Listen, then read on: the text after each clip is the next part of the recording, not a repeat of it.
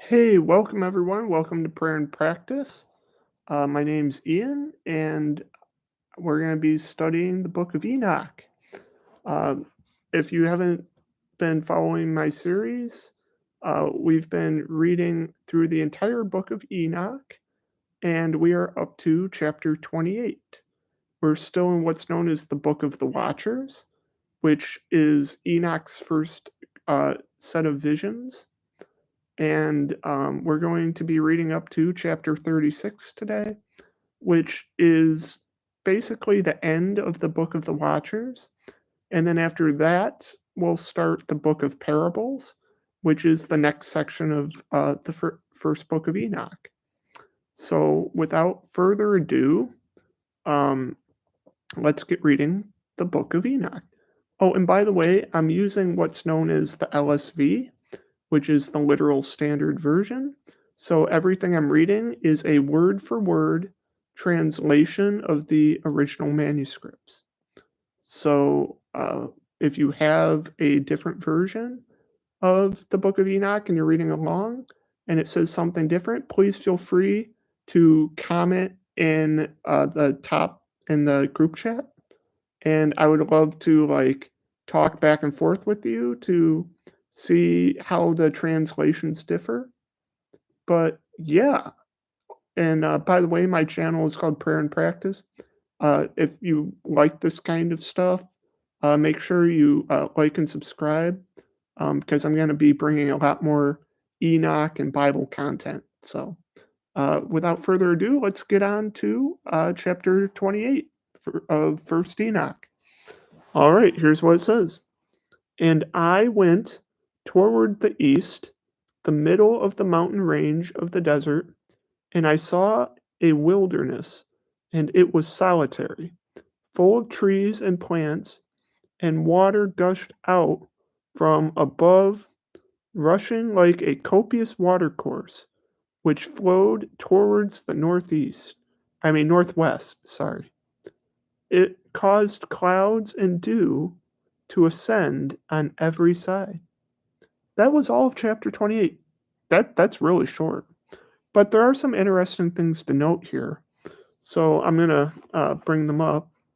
The imagery that we get in chapter 28 is it says there's a desert. So it says, and then I went towards the east. So he's going towards, right, out east. And you got to think he's already in the Middle East, right? Like you got to think this is probably Israel. And it says he goes towards the east in the midst of the mountain range of the desert. And he sees what's essentially like a oasis. So because in the middle of this desert, it says that there's a mountain range and it's full of trees and plants.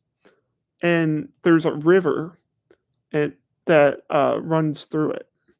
It says that there's water gushing above it, rushing like a copious water course.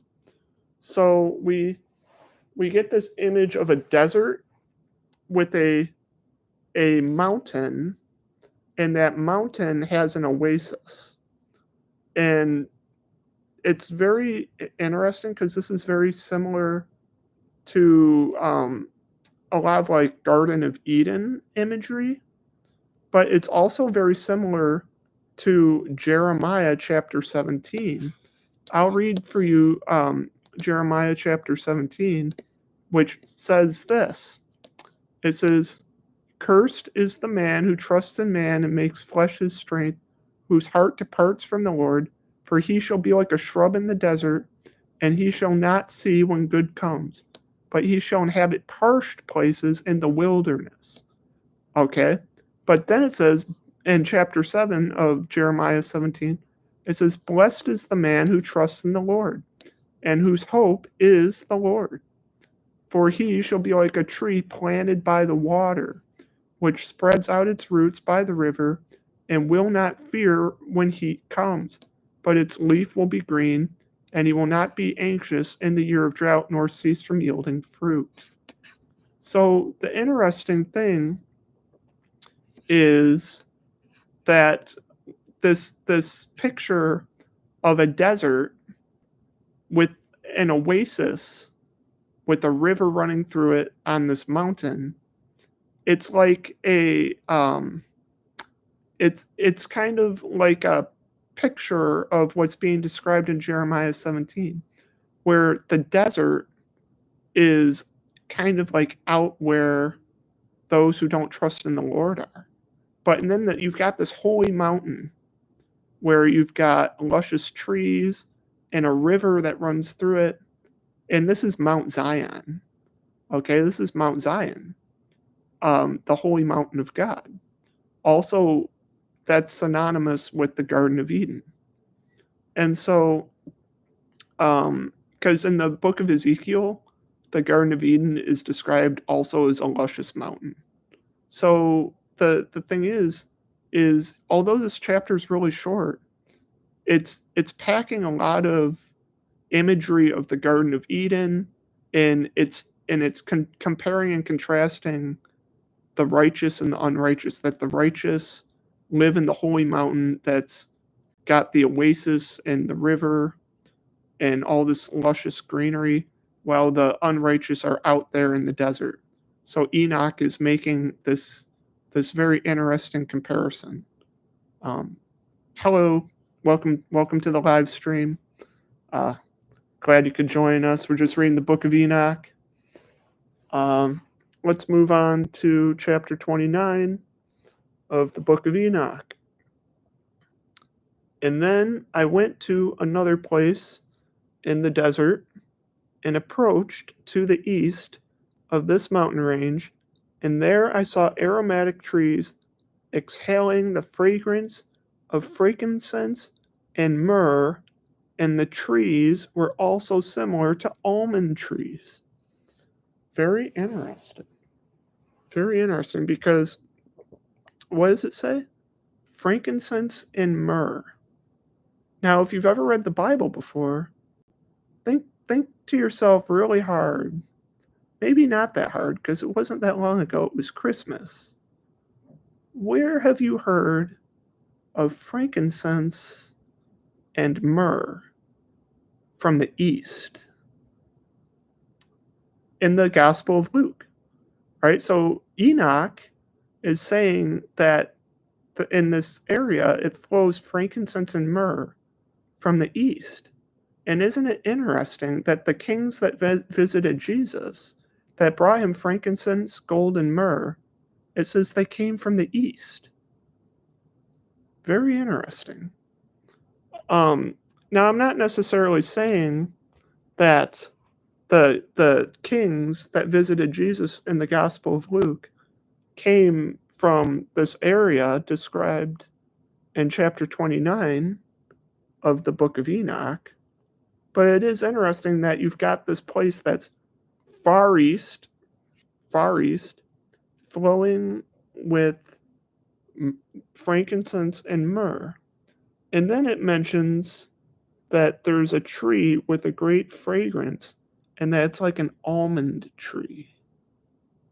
An almond tree. Now, there's a few very important trees that are mentioned throughout the Bible. You've, of course, got the tree of life. You've got the tree of the knowledge of good and evil. You've got the, the acacia tree, which is where Moses meets God at the burning bush. And then you've also got the fig tree, which Jesus curses in the New Testament. But almond trees aren't mentioned that often in the rest of the Bible, as far as I know. So, although there's a lot of important trees mentioned throughout the book of Enoch, I'm kind of at a loss for what the importance of the almond tree is, except for maybe it relates to the staff of Moses. You'll know that in the book of Exodus, one of the things that the staff of Moses does is that it sprouts almond flowers. And so when it talks about the importance of this almond tree, um, I wonder if it is an indirect reference to the staff of Moses, which is later handed down to Aaron. So I'm not entirely sure what the almond tree has to do with the frankincense and the myrrh, but um, it is interesting. It is interesting. Um, so let's go to chapter 30. Like I said, these are very short chapters here. These are very short chapters. So in chapter 30, it says, beyond these, so just to recap, in chapter 28, he travels to the east and there's a mountain. And then chapter 29, he travels even further to the east and there's a desert with another mountain range. And then in chapter 30, it says, and beyond these. So this is even further east. And it says, and beyond these, I went far to the east, and I saw another place, a valley full of water, and therein there was a tree, the color of fragrant trees, such as the mastic. And on the sides of those valleys I saw fragrant cinnamon, and beyond these I proceeded to the east. All right, so he keeps traveling further and further to the east. So you notice he travels east to a mountain, and then he travels even further east to another mountain, and now he's traveled even further east to a valley. And this valley is filled with cinnamon. Um, which is very interesting because in ancient times, cinnamon was used for healing wounds. And it's interesting that this valley is filled with cinnamon. And if you kind of think of valleys, what is a valley? It's kind of like a wound, right? Like you think of if you were to fly over a landscape and look at a valley, it's like a ravine, right? It looks like a scar on the landscape. But it says that this valley is filled with cinnamon.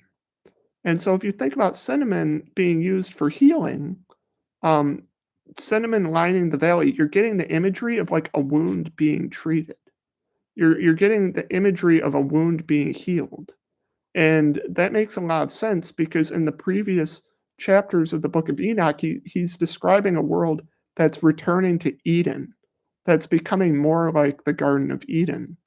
And so, this idea of a valley filled with cinnamon, essentially a wound being healed, makes a lot of sense if you think about it. Um, so I think from what I understand of how cinnamon was used in ancient times, that seems to be what's being conveyed is that there's a healing that's taking place. But let's move on to. By the way, thank you for anyone who's joining in. If you've got any questions, drop them in the chat. I don't know if you guys were here for chapters 28 and 29, but these are really short chapters. So, um, yeah. Anyway, yeah, let's move on to uh, chapter 31. Chapter 31 in the book of Enoch. All right. And I saw other mountains. All right, so these are mountains even further east. And I saw other mountains, and among them were groves of trees, and nectar flowed out from them, which is called Sarara and Galbanum. And beyond these mountains, saw another mountain to the east. All right, he keeps traveling further to the east of the ends of the earth, on which were aloe trees. Now, remember how I said that there was cinnamon in the valley and that cinnamon is related to healing? Well, you know what else is related to healing? Aloe. And what's in this mountain range? Aloe trees.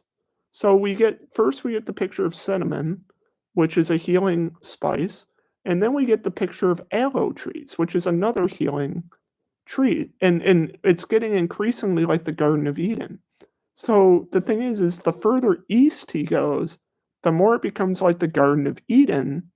And so what we're seeing is um, the world progressively turning back to the Garden of Eden because there's a sense in which the world is sick, that the world has been made sick and needs to be healed.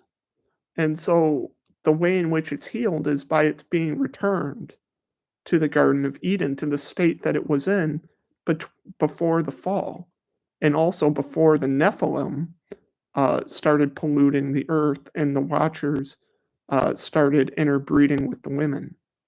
So Enoch is getting this vision, and it's becoming more and more like the Garden of Eden. But let's keep reading. Let's keep reading. So that was chapter 31. Let's move on to. Oh, there's a little more left of chapter 31. I'm sorry.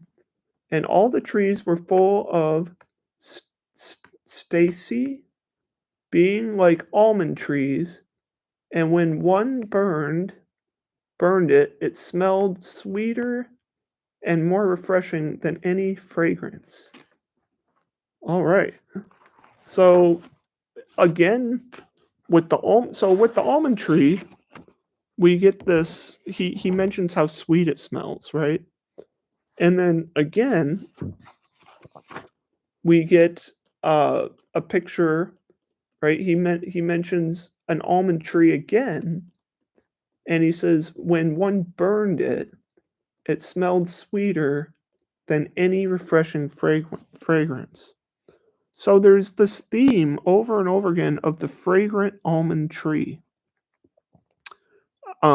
The fragrant almond tree, if you think about it, it relates to, like I said, the staff of Moses, because the staff of Moses would bud with almond flowers. And so as he gets closer and closer to the Garden of Eden, we're also getting imagery of um, Moses, which is pretty interesting. And there's a sense in which the Mosaic law, um, what Moses brought down from the mountain, there is a sense in which it's restoring order to the world.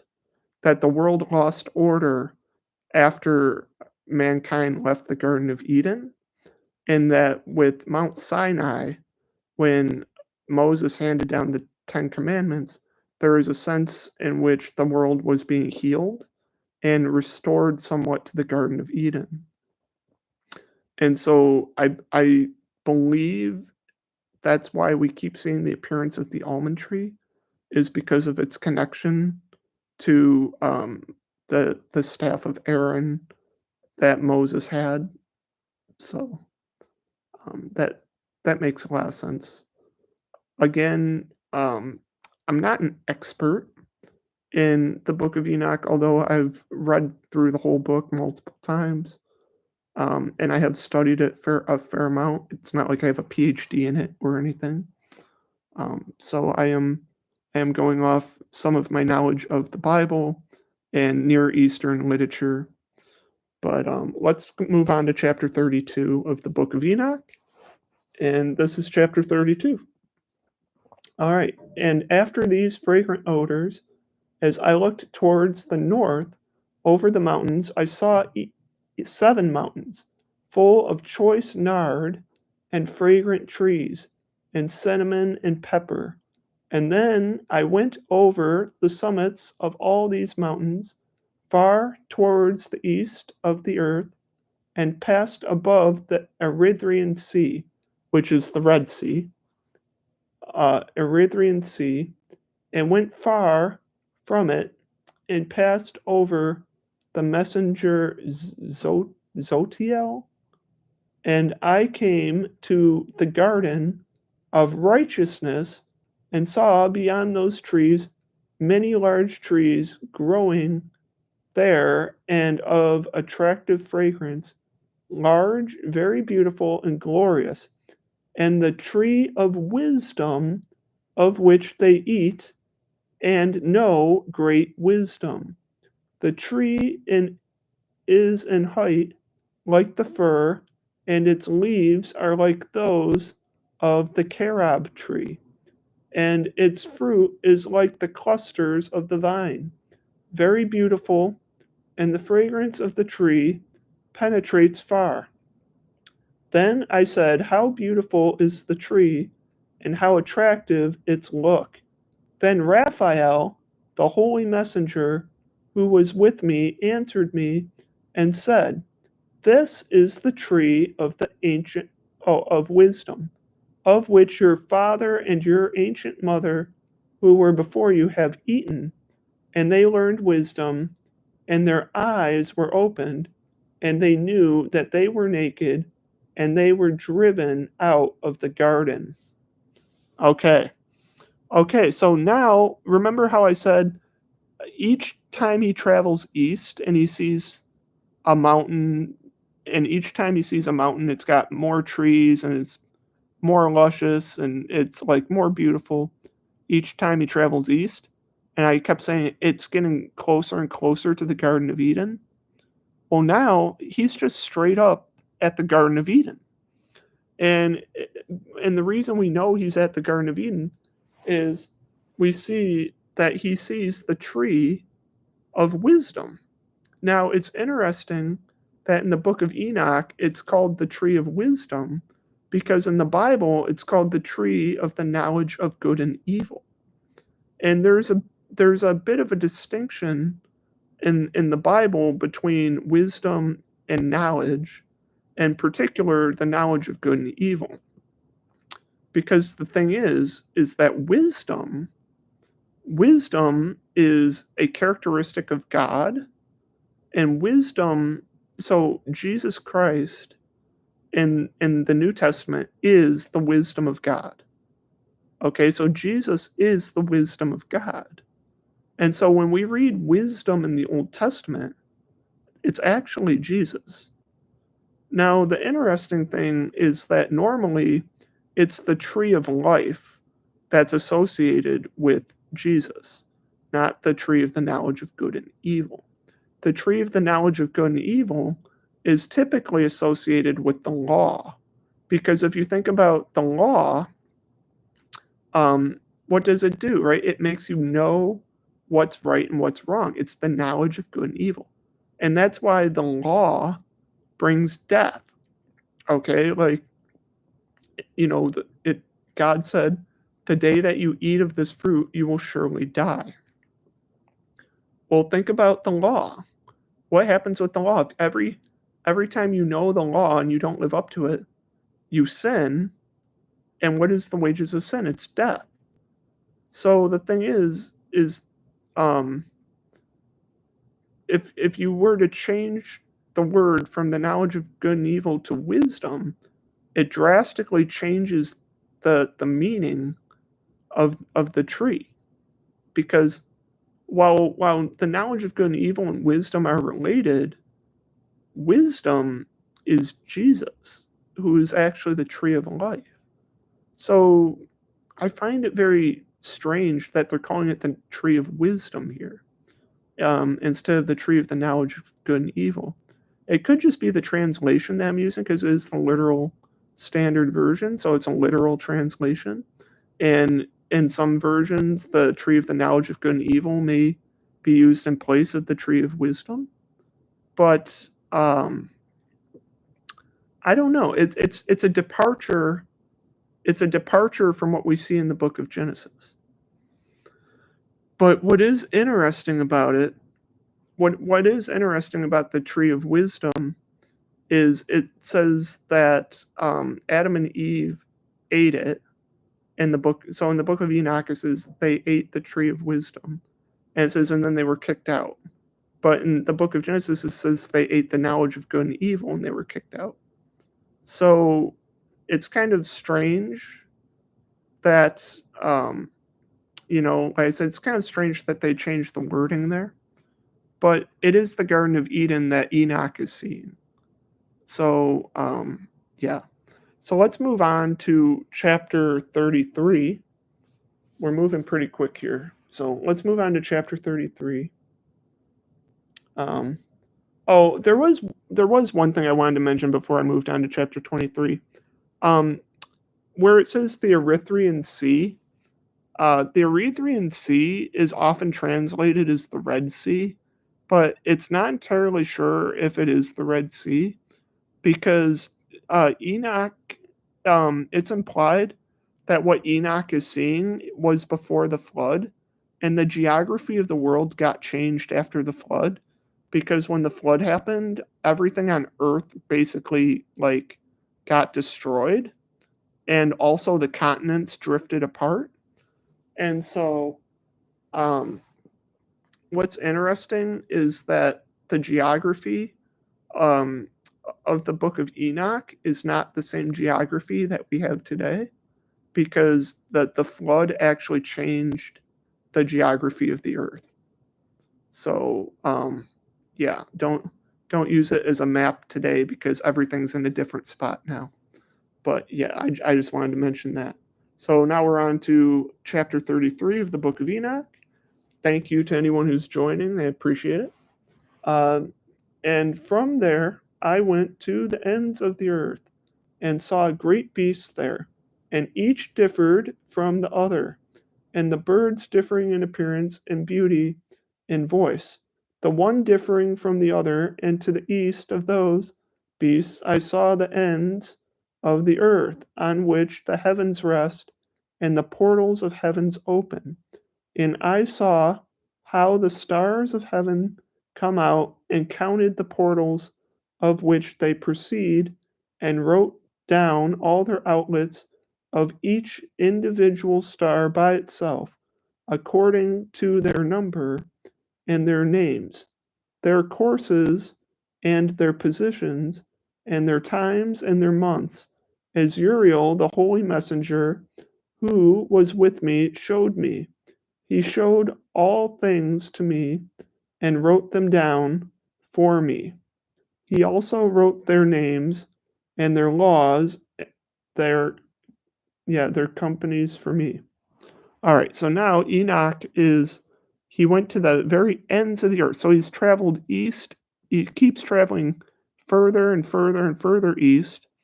And now it says that he's been brought as far to the east as you can go, all the way to where there are portals. And it says that these portals are where the constellations move through, which is interesting, I suppose. It's not exactly clear how that works. Um, the idea of the stars moving through portals. Um, I'm not entirely sure how to interpret that. Um, because on one hand, you could read that and think to yourself, well, maybe that's where some of this breaks down and or maybe what Enoch is trying to describe just can't be described with words and it just kind of falls short. But yeah, the description of stars moving through these portals on these tracks and that it happens at the edge of the world, like it seems to imply that the stars exist on Earth, which I definitely do not think is the case. Um, so this is like one of those chapters that people read and they're like, yeah, maybe this is one of the reasons why the book of Enoch isn't in the rest of the Bible because it seems to say stuff that is kind of maybe, a little suspect. But I'm tempted to believe that what he's seeing is in a different dimension and that although it describes it at the edge of the world, um I kind of interpret that is not meaning that the earth is not that he's come to the literal edge of the world, but that he's come to like the end of our dimension, which I think makes a lot more sense if you think about the visions that he's seeing, that they're all not necessarily on the earth, but they're also in other dimensions that are overlaid on the earth. The ancient people had a really interesting idea that the heavens and the different dimensions that they weren't necessarily above the earth, but that there were points on the earth where the different dimensions actually met. So, like, there were some people in the ancient world that believed that you could actually access places like hell and heaven on earth, that, like, the barrier between the different realms got, the barrier got thinner and thinner in certain areas of the world. And what the Book of Enoch seems to be describing is that as he traveled further and further east, the barrier between those higher dimensions and the earth gets narrower, or it gets thinner and thinner, so to speak. So basically, as he's traveling further and further east, although he's still on the earth, there's more and more heaven leaking through onto the earth, if that makes any sense. It's an ancient concept that we've kind of forgotten, but it was a very well understood and common concept back, 3, 4,000 years ago. But yeah, so there's one thing I also wanted to mention. I know it was one chapter back, but I was talking about how there's imagery of the world being healed and returned to the Garden of Eden. And the angel that leads him to the Garden of Eden is Raphael. And the word Raphael literally means God heals. So, yes, the world is being restored to a Garden of Eden like state. And that's what Enoch is being shown. And keep in mind that these are end times prophecies. Hey, welcome, ley lines. Yeah, you're talking about the points where like higher dimensions and the earth are like closer together, right? Ley lines. That seems to be what's being described in the Book of Enoch, where he's traveling further and further east, and that he's seeing more and more of the heavenly realm. So yeah, yeah. So he's traveling further and further east, and he's seeing more and more of the heavenly realm. So, like you said, the concept of ley lines, which is like where the higher dimensions overlap with the earth. So some people would read the Book of Enoch and say something like, well, it can't be true because, he's describing like a flat earth. He's like coming to the end of the earth, or something like that. Hey, welcome back, Kim. Um, yeah, well, welcome everyone. Uh, welcome. Yeah, yeah, yeah. But yeah, what you mentioned, Jasper, the concept of ley lines, yeah, that was a very common concept back in the ancient world, and we've just kind of lost hold of that concept. But I still believe it's true. I still believe it's true that there are areas on the earth in which the higher realms do actually intersect with our dimension, and this explains things like the Bermuda Triangle or the Dragon's Triangle or like the 37th parallel. You've got these areas where there's increased supernatural phenomena. And I think it has a lot to do. Yeah, the pyramids were built on one. Yes, yeah, and the pyramids also they align with specific constellations, and there's a lot of metaphysical things going on with the pyramids that like they're incredible technology. They're not, and I'm not just talking about like scientific technology. I'm talking about spiritual technology. Yeah, Earth's ley lines. Yeah, we're talking about the ley lines in the Book of Enoch, how as he's traveling further and further east, um, he's being shown more and more of the heavenly realms. Even though he's still on the earth, he's seeing the way that the higher dimensions work. So basically, he's um, he is they are visions, but they seem to be happening in such a way that he's seeing the higher realms intersect with our realm, and it's not entirely because these are visions of the future. um, that complicates things because not only is he seeing the higher realms intersect with our realm, he's also seeing them in different times. because although he's being shown the Garden of Eden, it's implied that a lot of these visions are of the future. So while a lot of us think of the Garden of Eden as being in the past, if you read the rest of the Bible, it's implied that the earth will be returned to a Garden of Eden like state. So he's seeing the healing of the earth, and he's actually seeing like if you interpret how he keeps traveling further and further east, he travels to the east and he sees a mountain with like an oasis. And then he travels further east and then he sees a mountain with an oasis, but it's like even better. And then he travels even further east and like he sees the literal Garden of Eden. And the way I interpret this is that not only is he moving further east in the physical dimension, but he's moving along a timeline. Like we can think of him each time he moves east, we can think of that as like a step in the future.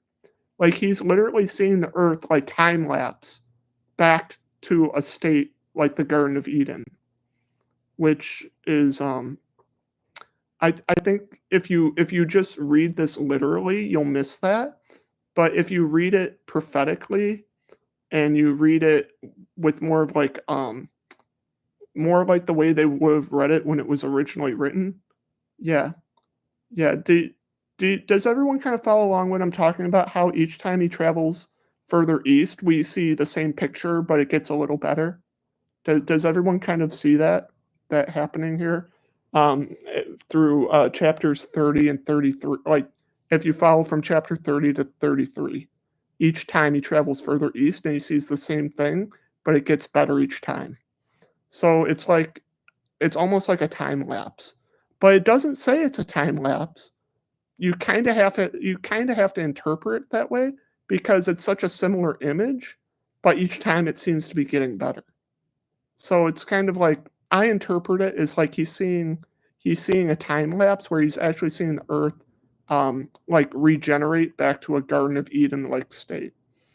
Um but yeah, I think in the physical Eden was the hanging gardens of Babylon. Um Possibly. So the hanging gardens of Babylon, we've never found them. Hey, welcome, Dom. Welcome. Uh, everyone's welcome in this chat.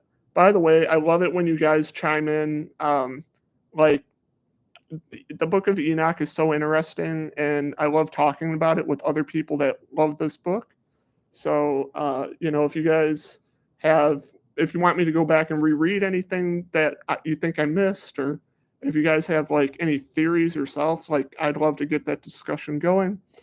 Um, but yeah, we're just so everyone knows, we're on chapter 33 right now. So, if anyone's got any questions, uh, before I move on, I'll read chapter 33. Is anyone got any like questions or anything they want to bring up before I move on? Going once, going twice. All right, we're moving on to chapter 33. All right, and all right, or actually, I just read chapter 33, didn't I? It's on chapter 34. Sorry, and from there I went towards the north to the ends of the earth, and there I saw a great and glorious device at the ends of the whole earth. And here I saw three portals of heaven open in the heavens. North winds proceed through each of them. When they blow, there is cold, hail, frost, snow, dew, and rain. And out of one portal they blow for good, but when they blow through the other two portals, it is with violence and affliction on the earth, and they blow with violence. And that was chapter 34. It was pretty short. But so he kept moving further and further to the east, but this time it says he goes to the north. And what he sees in the north is he sees portals, and he sees the portals from which the winds originate. And if you read this just naturally, how it says, like, from one portal, you get the hail and the destructive wind, and from the other portal you get, you know, the good rain and all that stuff.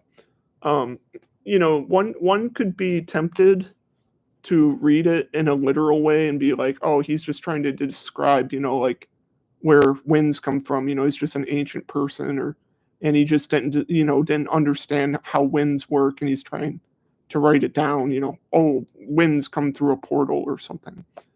Somebody who's cynical could maybe read it that way, but the fact that it focuses on that some of these winds are for good and that some of these winds are for ill, it seems to me that these aren't just normal winds, but they may be more kind of like, um, if you've ever heard of the song by the Scorpions, "Winds of Change," you know, these are winds that bring with them fortunes or misfortunes, um, which is a very interesting concept.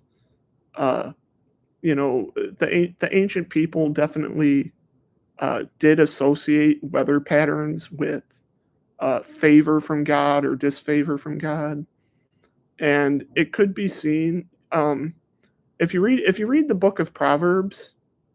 Well, if you read the book of Proverbs, it mentions the east wind, and the east wind is always referred to as like a hot, unfavorable wind.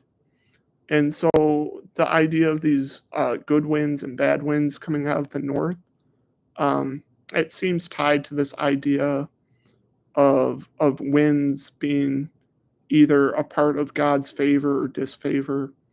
And Enoch is describing where these winds originate, and they originate somewhere in the north. But as I said earlier, the directions may not necessarily just be physical, they could also be temporal, meaning that he's also traveling through time. So he's not just traveling through the spatial dimension, but through the time dimension. And it's implied that there could be other dimensions besides that. So when it says that he travels to the north and he sees these portals, um, I don't necessarily read that as it's just north on the earth, because it could also be north in a dimension that overlays the earth. So you have to read the book of Enoch in a way that is, you have to kind of take off your literal glasses a little bit, and you have to try to read it with spirit, like spiritual eyes, I suppose, because it is ultimately describing a spiritual vision. So if you try to read it strictly in a physical sense, you miss, you're gonna miss a lot of stuff. So that's just my 2 cents about reading the Book of Enoch, but take it for what it's worth.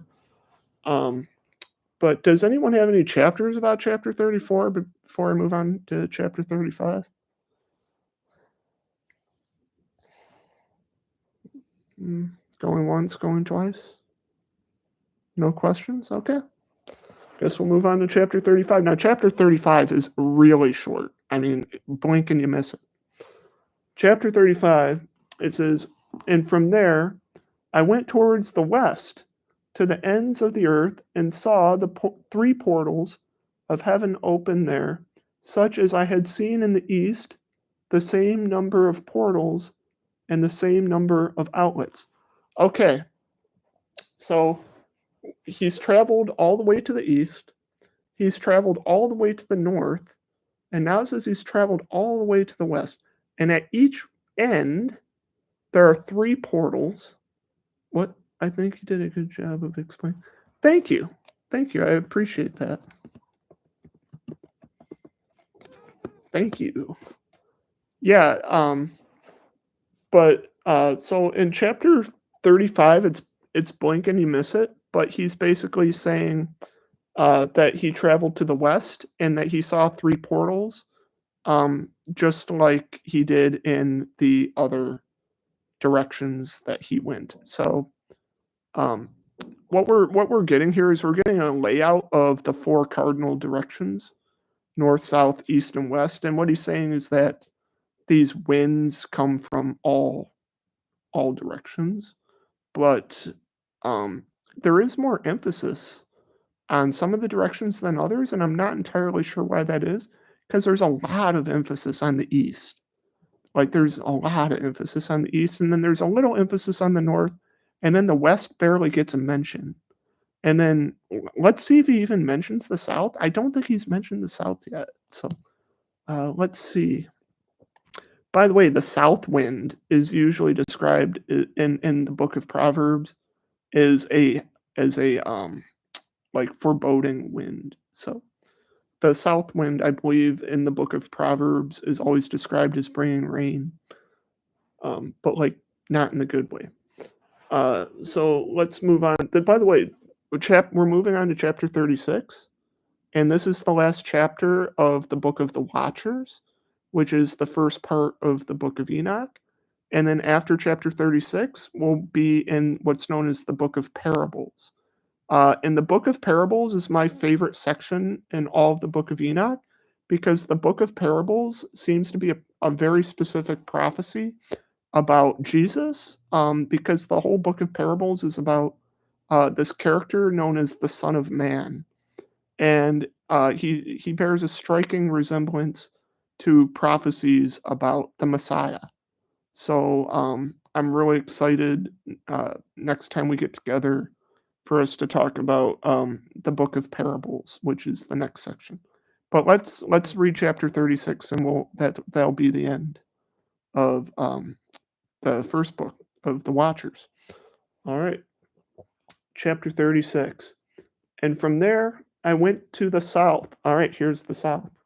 From there I went to the south, to the ends of the earth, and saw three portals of heaven open there. And then there came dew, rain, and wind. And from there I went to the east, to the ends of the heavens, and saw the three eastern portals of heaven open here, and small portals were above them. Through each of these small portals, the stars of heavens pass and run their course to the west, east, west on the path which is shown to them. And as often as I saw, I always blessed the Lord of glory, and I continued to bless the Lord of glory, who was worked great and glorious wonders, to show the greatness of his work to the messengers and to spirits and to men, that they might praise his work and all creation, that they might see the work of his might and praise the great work of his hands and bless him forever. All right, that's chapter 36. So he did mention the south and that it has three portals, just like the other places, um, which is interesting. But he doesn't spend much time on the south. He really mentions the east a lot. He mentions the north. The west gets like barely a mention, and then the south gets like a sentence. So it's interesting that he stresses that all four directions have three portals, but he doesn't give them equal time. It's a very does anyone wonder why that is? Like, does anyone have any theories why that is? Because I'm not entirely sure, like, why there's such an emphasis on the East, and then the North, and then a little bit the West, and then not even the South. It's very curious to me. I'm not entirely sure why that's the distinction. And the part that makes it really strange to me is that he does emphasize each one has three portals. So he emphasizes that there's an equality of the number of portals, but yet not doesn't seem to be an equality in their importance. Mm, does anyone else kind of see that, or am I tripping? Um, I don't know. Don't know what to tell you about that one. I feel like that's something that is maybe a little esoteric. That I feel like, yeah, this is the Book of Watchers. So it could have just been what was the domain of the author. Um, yeah, like, are when you say the domain of the author, do you mean, like, just like, when you say the domain of the author, you mean, like, where he originated from? Like, are you talking about, like, um, on Earth? Or are you talking? Because Enoch, while he is, you know, for all intents and purposes, an earthling, he is taken to heaven, and so he is also like he's a heavenly person as well. So, um, his domain, if you want to get specific, I mean, his domain is technically heaven. So, you know, um, but yeah, I'm not entirely sure. Not entirely sure why he emphasizes the East so much. My theory why the East is emphasized so much is because, yeah, this kind of a book describing the duty of the angels.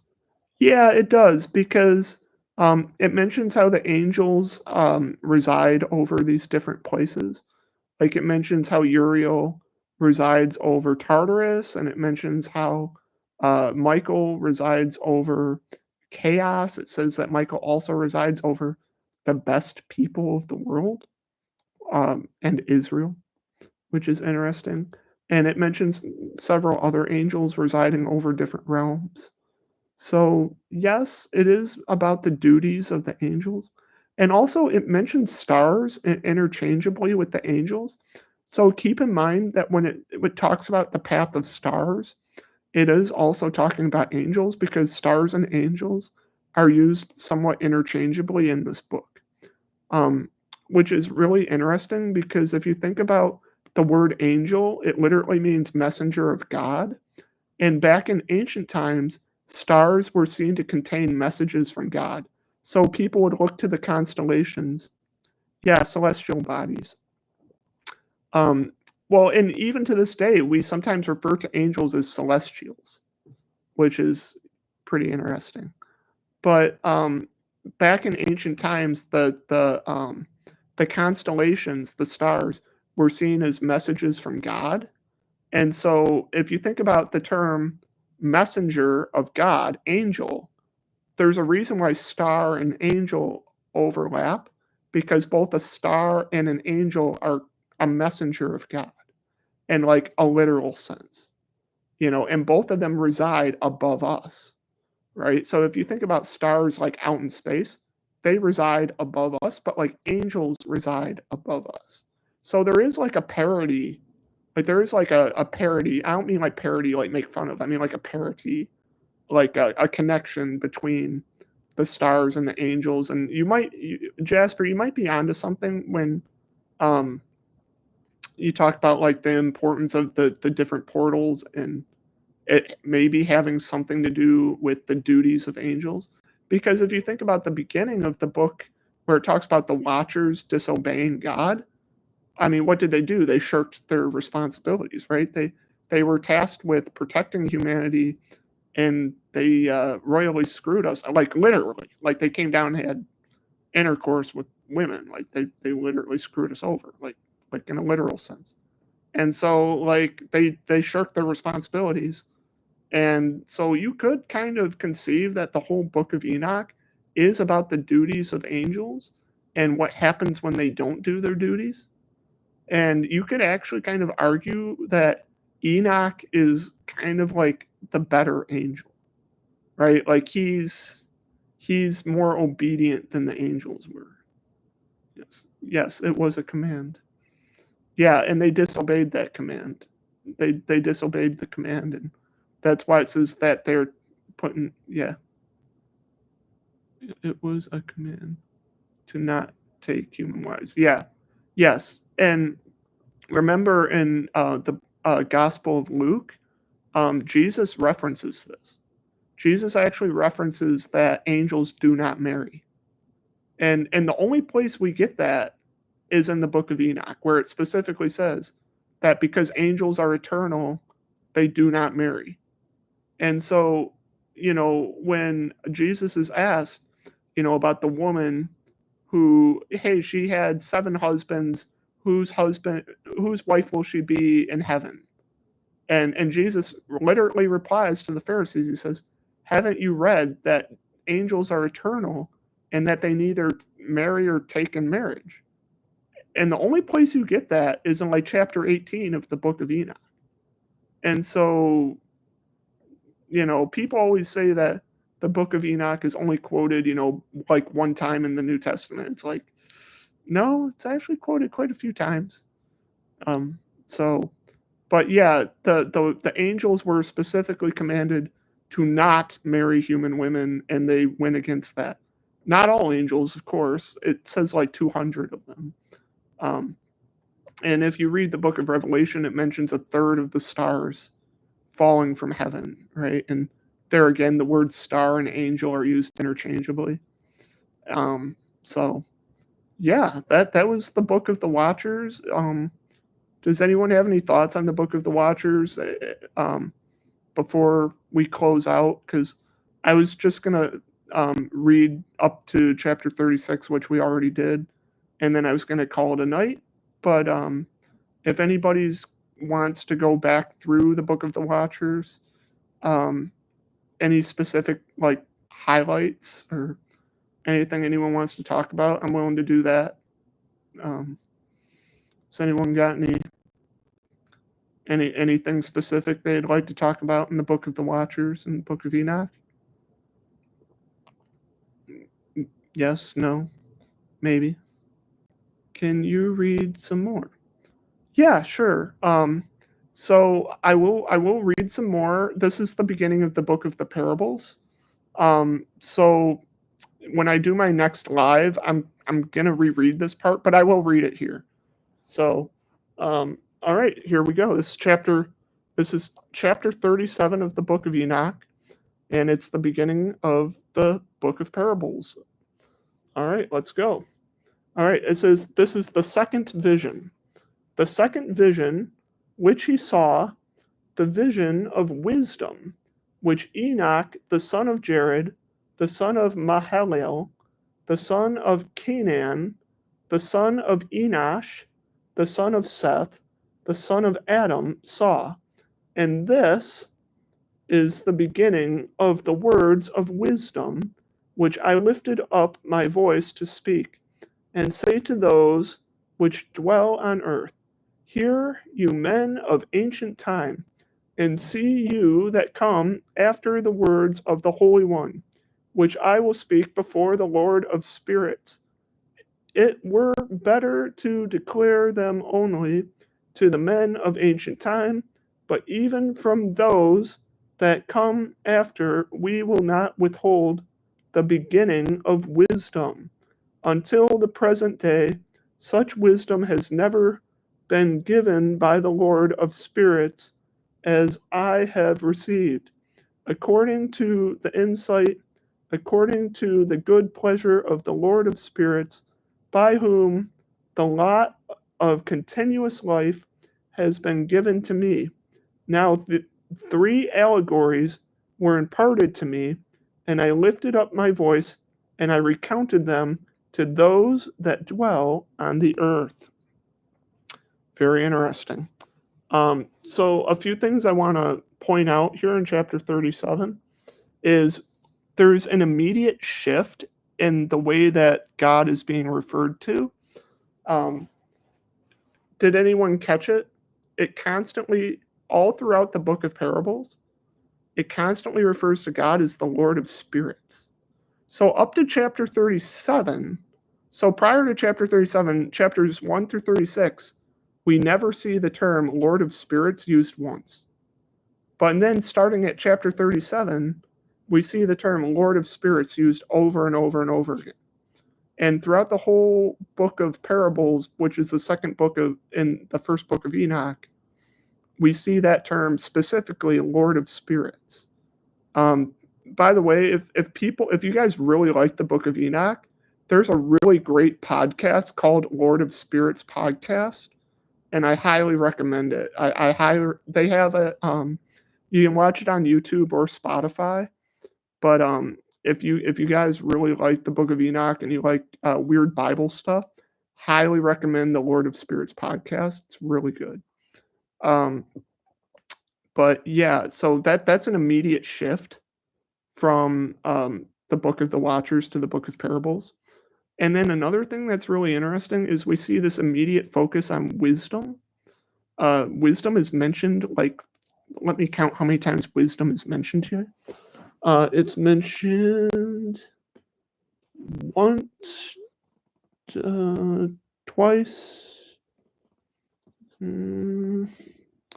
three.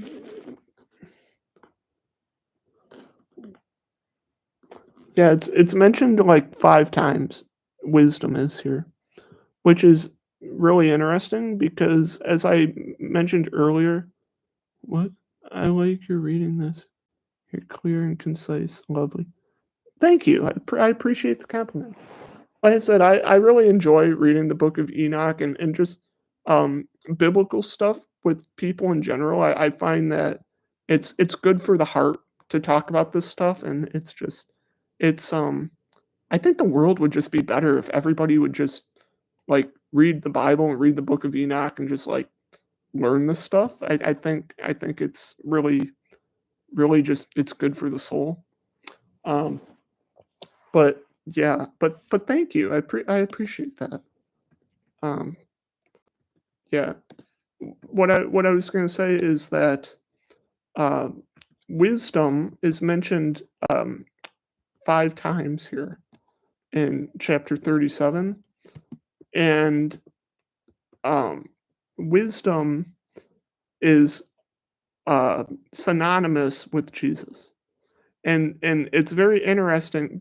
The reason I say that is because in the book of First Corinthians, it says that Jesus is both the power and the wisdom of God. So, whenever we see wisdom mentioned in the Old Testament, it is actually referring to Jesus.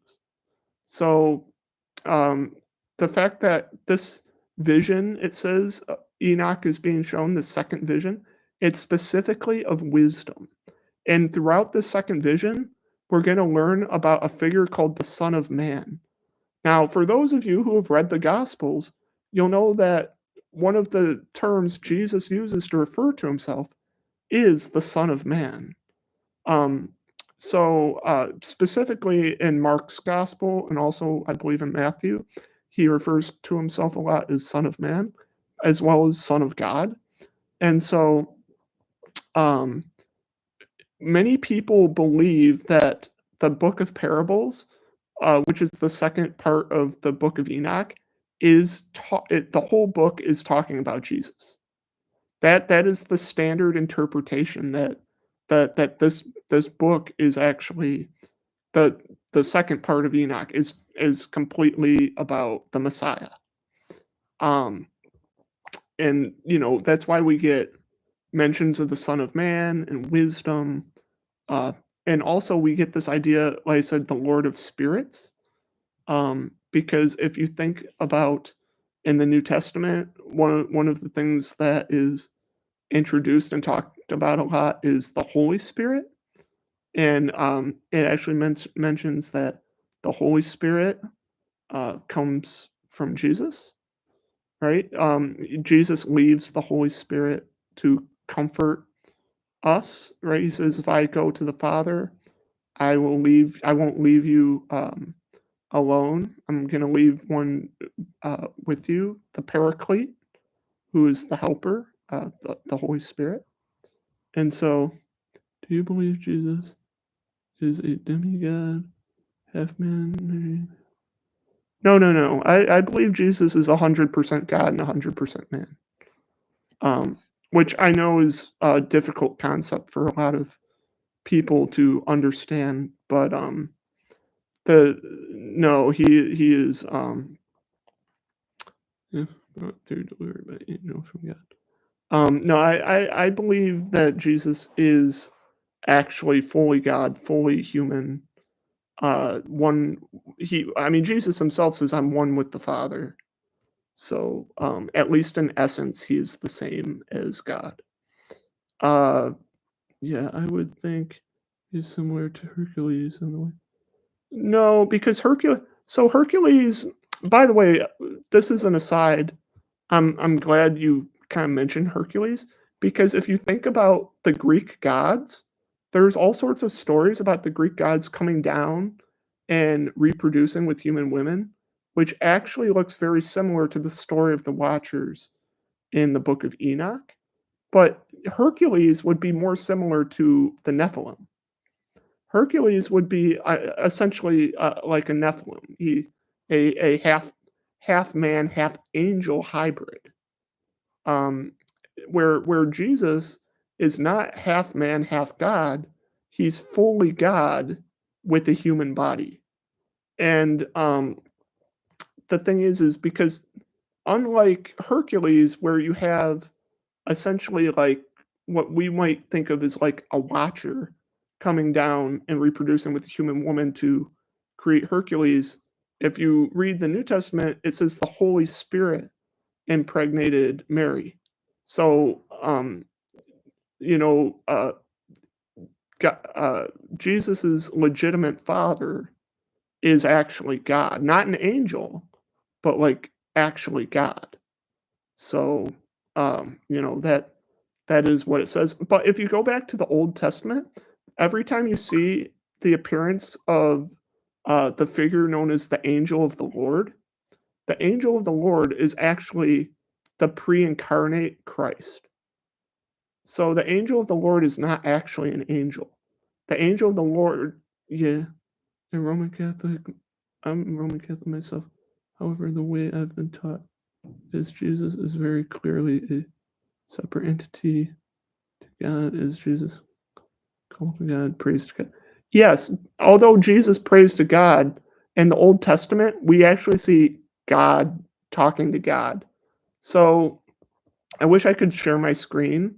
Maybe this is gonna have to be a whole another video for another time, but in chapter 18 of the book of Genesis, when it talks about Sodom and Gomorrah, we actually see the angel of the Lord, referred to as the Lord, call down fire from the Lord onto Sodom and Gomorrah. And so we actually see God call down fire from God. So, like, the idea of Jesus talking to God, but also being God is not a foreign concept even to the Old Testament because we see the angel of the Lord, who is the Lord, also talking to the Lord. So, but no, and that really surprises me because standard Roman Catholic theology is that Jesus is fully God and fully man. So, you might want to ask your priest about that because that was always my understanding. Yeah, the angel of the Lord is unknown being, as mentioned rarely, so we cannot speculate he is. Oh no, he's mentioned a lot, and he's specifically called God. Um, that's a whole nother. Like I said, that's a whole nother uh, topic for another time. But every time the angel of the Lord is mentioned, he's also called the Lord. So he's not just an angel; like he's actually the Lord. And we see this at the burning bush. So if you go to the book of Exodus, when Moses sees the burning bush, it says the angel of the Lord called to Moses, and then the Lord said to Moses. And then so we get the angel of the Lord and the Lord speaking as one. And so and we also get a reference to, I'm about to blow your minds, guys, but when God revealed, yeah, the angel of the Lord is called to Moses, and then God spoke to Moses when he turned away. No, so it mentions the angel of the Lord was like a loud for God. It's very hard to explain. I almost like separation doesn't exist. Yeah, we got two different conversations going on here. Um, yeah, Like I said, it's a whole nother series to talk about the angel of the Lord. But the angel of the Lord is not an angel. Like it's not like not in the traditional sense. Like it's not a created being. Um, and we see that so in the book of Judges. Are you guys familiar with the birth of Samson? So with the birth of when Samson is born, the angel of the Lord is the one who comes and tells Hannah that she's gonna have Samson.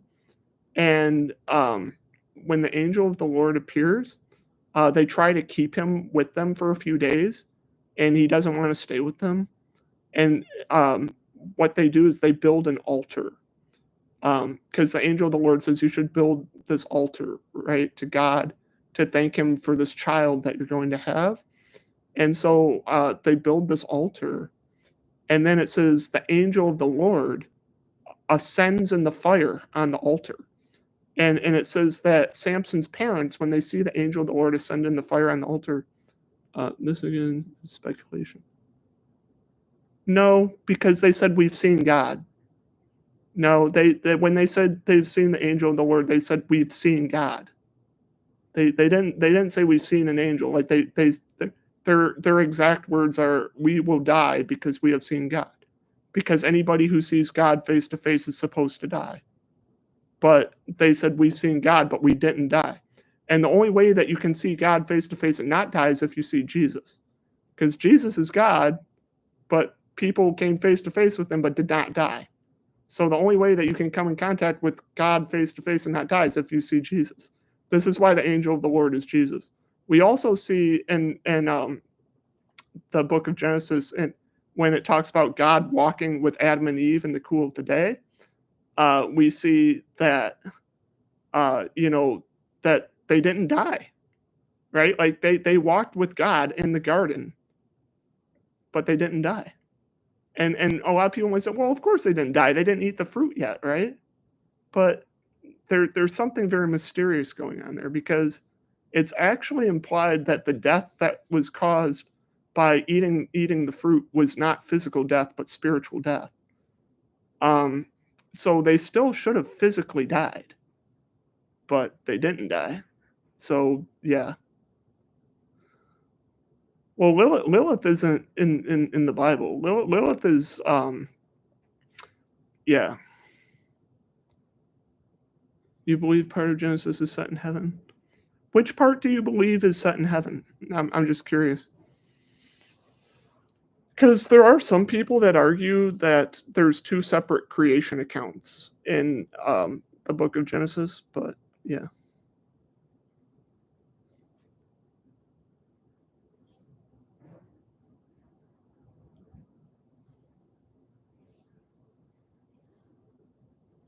Yeah, I'm not entirely sure about Lilith because I everything I know about her, she seems to pop up in like Gnostic literature, and most Gnostic stuff is heretical. So I tend to discount the Lilith stuff, but I don't know enough about Lilith.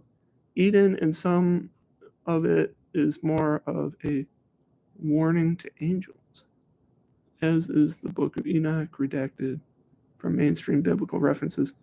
Well, the thing about the Book of Enoch is all the references to it are still in the Bible, but the thing is it's never quoted in the same way some of the other books are. Like we never get a thus says the Lord kind of quote of the Book of Enoch and the rest of the Bible. But it's very clear that it had an effect, especially on the New Testament. We certainly see it referenced quite often in the New Testament. Um, I always read the way I've always interpreted the Book of Enoch's place in the Bible is that um, it was respected among the early church fathers. Like it was a respected book among the early church fathers, but maybe not seen on the same level as the rest of the scriptures. I think one reason why the Book of Enoch maybe has kind of a dubious place among the other scriptures is because um, well, like I just read the Book of the Watchers, and now I'm reading the Book of Parables, and they have very different styles and very different language. And so, a lot of people read that and they're like, "Oh, well, this book seems to have like 5 different authors." And so, it leads some people to have doubts that it was written by one person, and if it wasn't written by one person, like, how can we trust it all put together like that? You know? Um, because but in my opinion, that's a bit of an unfair criticism because there's lots of other books in the Bible where we don't know the exact author, and we have to somewhat speculate on the author and how many authors there may have been. So, saying that the Book of Enoch has multiple authors to me isn't necessarily a deal breaker, but what is somewhat of a deal breaker to me is that not all the books that are contained within the Book of Enoch seem to be of equal caliber. So like when we get like into like chapters like 90 and above, like there seems to be a lot of stuff to me that um is just kind of fraudulent. And you'll see why I say it seems somewhat fraudulent as we get like way way way further into the book. My theory, my personal theory on the Book of Enoch is that Enoch really did have a prophecy, that Enoch really did have a prophecy, and that it was known, but that it was not originally written down at the time when he was on the earth, and that for a long time it was an oral tradition, and that what happened over the years is that oral tradition eventually got written down, but that when it was eventually written down, you had other people adding to it, and so it started out as a true prophecy, but there may have been things added onto it over the years, and that's how we end up with a book that seems like it has 5 different authors. And so in my opinion, there are actually parts of Enoch that are inspired, that are true prophecy. And then, in my opinion, there are other parts that are likely just kind of almost like fan fiction. And so I think the really interesting thing we have to do as believers is we have to read the Book of Enoch with a fine tooth comb, and we have to um, the Bible has more than 60 authors attributed to, yeah, most are unknown. Yeah, the Bible has many different authors. Of course it does. But each book in the Bible um, is speculated for the most part to have like one author. So while there may be, depending if you're using a Catholic Bible or a Protestant Bible, um, there's either 66 books or 73. So if you have a Catholic Bible, it has 73 books. If you have a Protestant Bible, it's got 66. Um, but uh, most of those books we know had one author. Like if you read uh, the Gospels, it's very obvious that each one of the Gospels had like one author because they have like very consistent style. If you read the epistles of Paul, like it's very clear that Paul wrote those and that they have like one author. Where it gets kind of speculative is like with the Pentateuch. So like the first 5 books, yeah, I've gotten to translating the direct Greek and Hebrew. The translations are very wrong in their current form. Um, yeah, I don't know enough about translation to say yes or no to that. Um, I mean, yeah, I don't know enough to say yay or nay on that. But what I do know is that when it comes to the New Testament, we have more manuscripts of the New Testament than any other documents in the world, as far as as far as ancient documents are concerned. There's more than 25,000 manuscripts of the New Testament. So it's the most well attested to ancient manuscript in the whole world, which is very interesting. Um, but yeah, um, is anyone got anything else they'd like to say?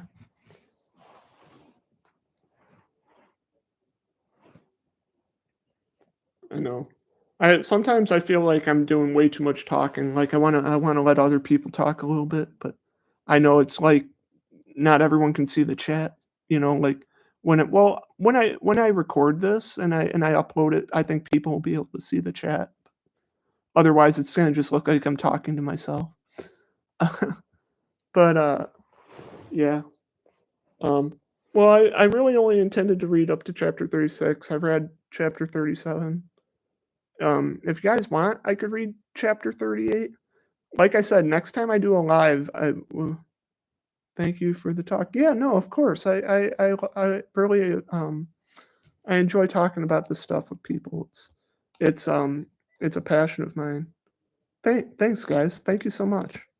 Um, just before I move on to more Book of Enoch stuff, I suppose I should tell you guys a little bit about my background as far as how I got interested in the Book of Enoch and the Bible and all that good stuff. You know, I'm 30 years old, but when I was 10 years old, I got really sick and I became physically disabled from my neck down. I'm not in my wheelchair right now, but most of the time I get around using a wheelchair. I can also crawl. So, um, but over the years, I began my study of religion because I was very curious about why I was suffering. I got sick at a very young age, and I went through a lot of very terrible things, and I wanted to know what was going on. I knew that there was something going on beyond just the physical because I had witnessed some supernatural things. I could go into that. I don't know if I should go into that now or not because that's a whole can of worms. But I witnessed some things that were supernatural. In fact, me just being alive is supernatural because there were so many different ways.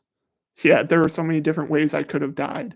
Um, but yeah, yeah, yeah. Okay, I'll open the can of worms.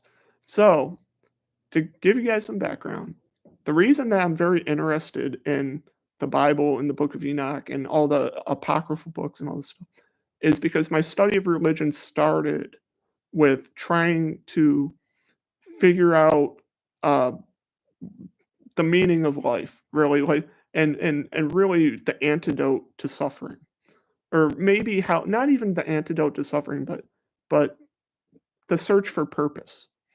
And I found that that the only fruitful search for purpose is in the spiritual. Yeah, the great question of purpose.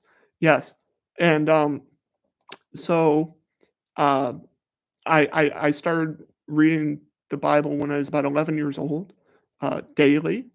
I started reading it daily, and I started reading texts from many other religions. I read Taoist texts, Buddhist texts. I read the Quran. I read many different religious texts, and I always came back to the Bible because the thing that the Bible had that was very different than the Sumerian. Not sure what that is, John. What is Sumerian? Not entirely sure.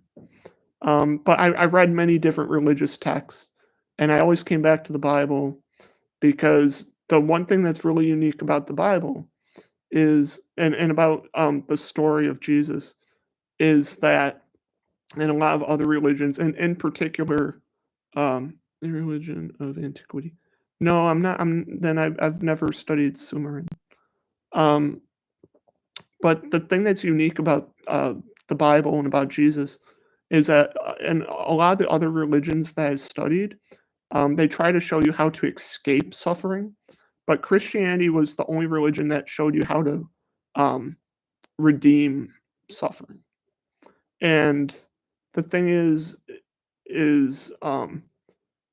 in a world where suffering is guaranteed, the idea of escaping it is far less attractive than redeeming it.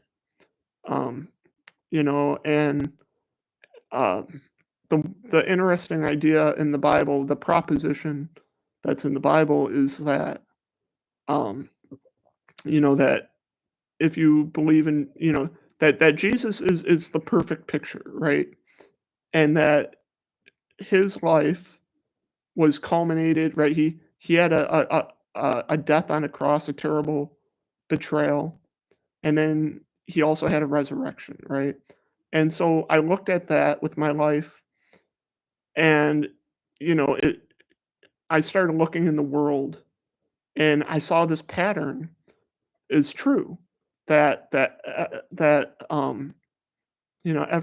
every every Friday, every Good Friday has a Resurrection Sunday, you know, and so I looked at my life and I examined it in that light, and I thought, I want to experience. I've already experienced a sort of crucifixion. I'd like to experience a resurrection, and a sort of redeeming of my suffering. And so, um, Christianity uh, was what really drove that concept home to me, the concept of redeemed suffering. And it made a lot more sense to me than anything else I had studied. And so that's really why I'm interested in all this stuff, is because I had a kind of a necessity. I had a necessity to learn spiritual things. And I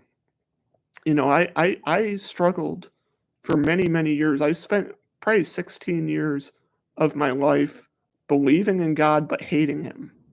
I spent 16 years of my life um, believing that God was real, but that I didn't doubt he was real, but I always doubted his character. I doubted that he was good. I doubted that he was merciful. The God that I believed in for many years was very similar to almost like the demiurge. If you've ever read, "What, you're a bright young man, that is very intelligent. You go far, keep your head up, and keep focus on your good work. Keep focus on getting better. Ask you." Absolutely, John. Absolutely. And thank you for that. Thank you. I appreciate that. And yeah, it's just like uh, uh what was I going to say? Yeah, I was going to say that my view of God, I had a very negative view of God for a long time. Um, so I'm going to open that can of worms. I said that I didn't know if I wanted to open the can of worms or not, but why not? I'm already down that rabbit hole, so I might as well open the can of worms. Part of the reason why I was never an atheist, so despite all the horrible things that I went through, one of the reasons why I could never be an atheist is because I witnessed some supernatural events. Um, 3 weeks prior to me getting sick and becoming disabled and nearly dying, 3 weeks prior to that, I had, and you're gonna think I'm crazy, but I had a literal run in with like a legit demon, like an actual demon. Um, I was 10 years old and I was sitting in my room playing with Legos, sitting on the floor. I had my door open to the hallway and I saw a figure about as tall as the ceiling, pitch black, formless, and I'll let you finish. Yeah. So I saw this figure in the hallway gliding, gliding, about as similar to the concept of like the Grim Reaper as you can get. I saw this figure, clearly not human, taller, like 9 feet tall, um, pitch black, so black, like blacker than anything I've ever seen in my life. And I was supernaturally paralyzed. I could not move. I could not breathe. I could not do anything. It was like death itself had entered the room. It was it was so cold. It was so cold that I literally all of my hair stood up, and this thing just glided across my room. 3 weeks prior to me becoming almost dead. And so 3 weeks after that incident, September 25th, 2005, I had a very rare autoimmune condition known as ADEM, which stands for acute disseminated encephalomyelitis. And what happened is my own immune system attacked my brainstem and my spinal cord in like an instant, and it nearly killed me. I I lost control of every muscle from my eyes to my toes. It was so rapid and so severe. Um, like very if you research um, that ADEM and you research that type of onset, the percentage of people that die from that rapid of an onset is like nearly 100%. It's like it's almost guaranteed death. So I had this experience 3 weeks prior to that. I see the incarnation of like death itself. And then 3 weeks later, I become so deathly ill so quickly. I'm 10 years old. Okay. I was healthy.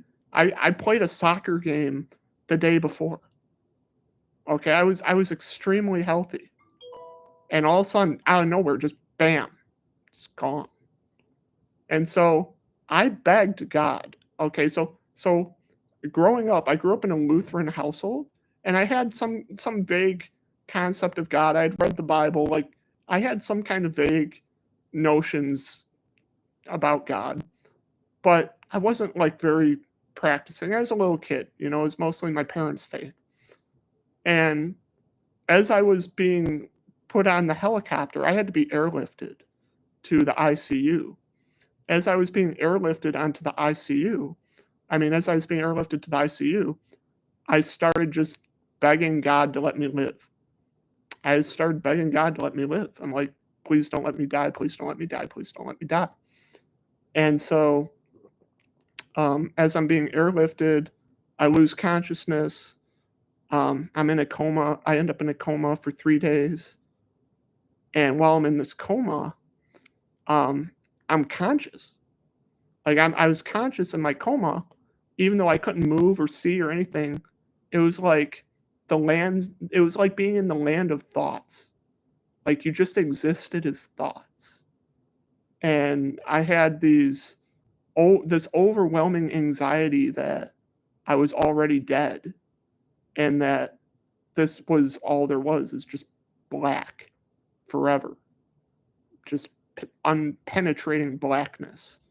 And I thought back to that thing that I saw.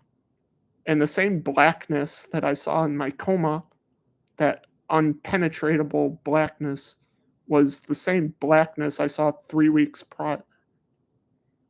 Okay, so I can literally remember that.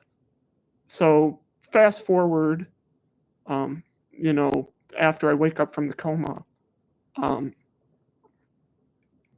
this is kind of hard to talk about, but um, despite all the symptoms I had, and despite the doctors seeing the lesions on my brainstem day one, they actually saw them in the MRI day one.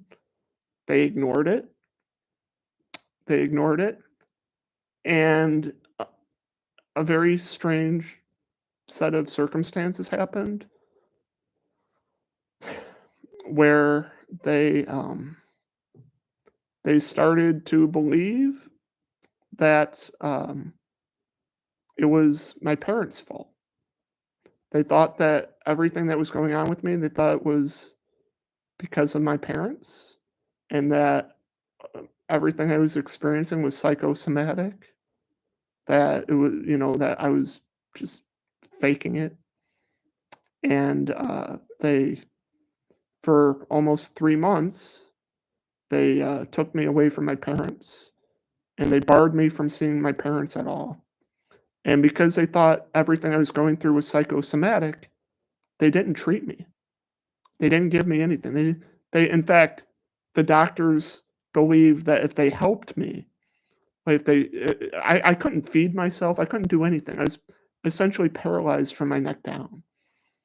And they believed that if they helped me in any way, they were encouraging my psychosomatic condition, that they were encouraging my faking. And so they wouldn't help me for nearly 3 months. So for nearly 3 months, I went without food because they would wheel food into my room on a rolling table, but I couldn't feed myself.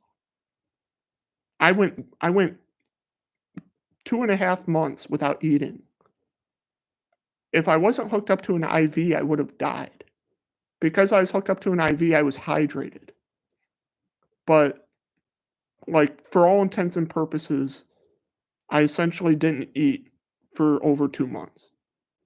And so, between what happened to me and the treatment that I should have received that I didn't receive, I should have died. Like, there were so many times that I should have died.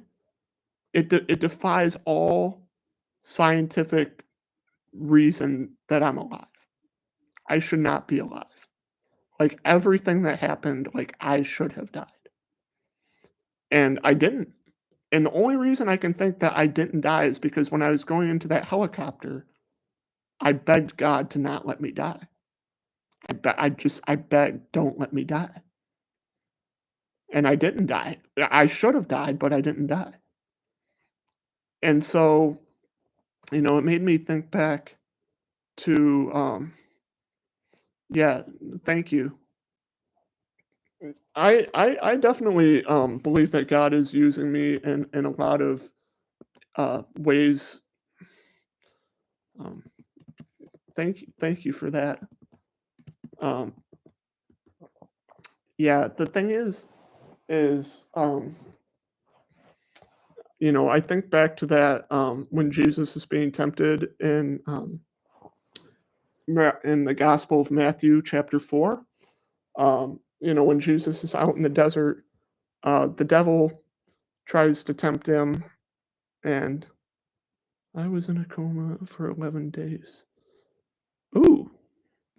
Um, I would be interested to hear about that story if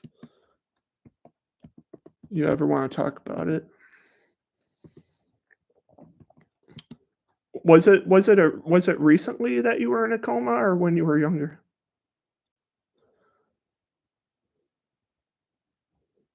You met 9 angels. Okay. And by the way, given the experiences that I've had, I don't doubt that. I was driving with my younger brother in a very heavy rain storm. It was gray outside, not dark. Large rain drops in bed, and when a 10-foot to 12-foot angel fell from the sky. Whoa. Landed just off the road on its back inside and shook the ground and left a small crater. I got up, looked up, spread its wings, and it flew back toward. Whoa. Okay. Your story beats mine because I've had some run-ins with demons, but none and angels. I've had some run-ins with both angels and demons, but none as impressive as that. Um, the closest thing, well, the closest thing I ever had to an encounter with an angel was about 5 years after this happened. It was life changing. We were. Hey John, how old were you when you saw that?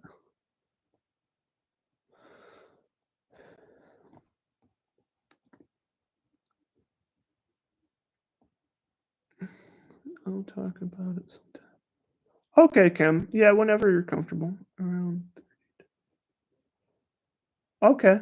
Okay. So you were about my age now. Interesting. Yeah, the closest I ever came to encountering what I believed was an angel was 5 years after this happened. I was in Baltimore, Maryland, and I was there going to physical therapy at Johns Hopkins. And while I was on a lunch break from my physical therapy, it started raining so hard that like you couldn't even see in front of your face. And the thing is at that time I was in a manual wheelchair, not like an electric wheelchair. I was in a manual wheelchair, and my mom had to push me. And as my mom was pushing me back to our vehicle, um, it was like raining so hard, like you could barely see in front of your face. She was having trouble transferring me into the vehicle and getting the wheelchair into the car. And out of nowhere, out of literally nowhere, a guy in a black hoodie literally just like pops into existence. Like he just appears, and he lifts up my wheelchair, puts it in the back of our car, and before my mom can even thank him, he just vanished. He was just gone. Um, that's probably the closest thing I can think of to like what I would describe as like an angelic experience, where like we had somebody appear instantly, help us, and then disappear instantly without a trace. That's probably the closest thing um, I have to like encountering what I would describe as like an angel. Or I have a few other instances where I think they might have been angels, but I'm not so sure. It looked similar to Roman armor, a sword, and sandals with hue of sunlight, not light you see stained glass, more like very light glow from like a glow stick. Kind of like John, would you describe it as kind of similar to like depictions of Archangel Michael? Are you familiar with like depictions of like Archangel Michael?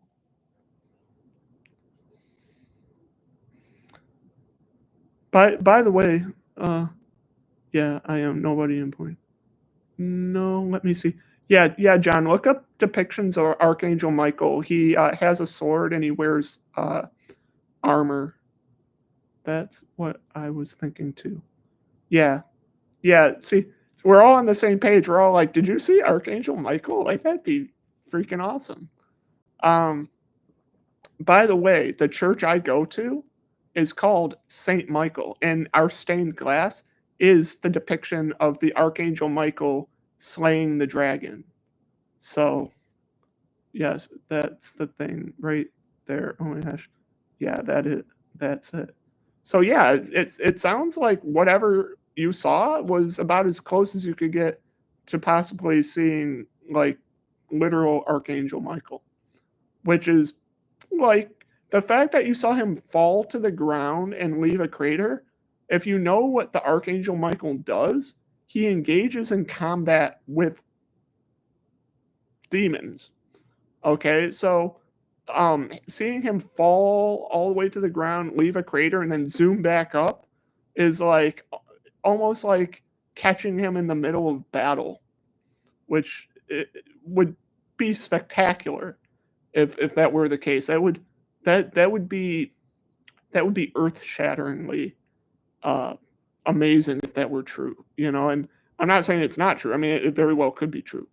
I have no reason to doubt you because I've had my own run-ins with supernatural experiences, so I'm very open to when people are like, "Oh yeah, I've had encounters with like, supernatural things." I'm very open to it because I've experienced it.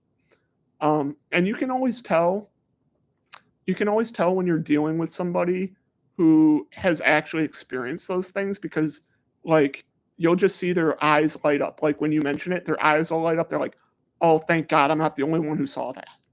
Like, have you ever been in a room and just been talking about like a supernatural experience? Yeah, you are the second soul to ever have heard this story. Our dad is the only other. It was life changing. We see totally different from that Dan. See, that's what I mean. It's like when you have a supernatural experience, you can't unsee it. Like you just can't unsee it. Like once you've seen one, did you see his face? Yeah, did you see his face? Did you see the angel's face? I'm just curious. Everyone else is curious too. Now everyone's like, "Oh, we want to know more, man." By the way, is everyone here subscribed? Is everyone subscribed here? If not, this is the kind of stuff we like to talk about here. So,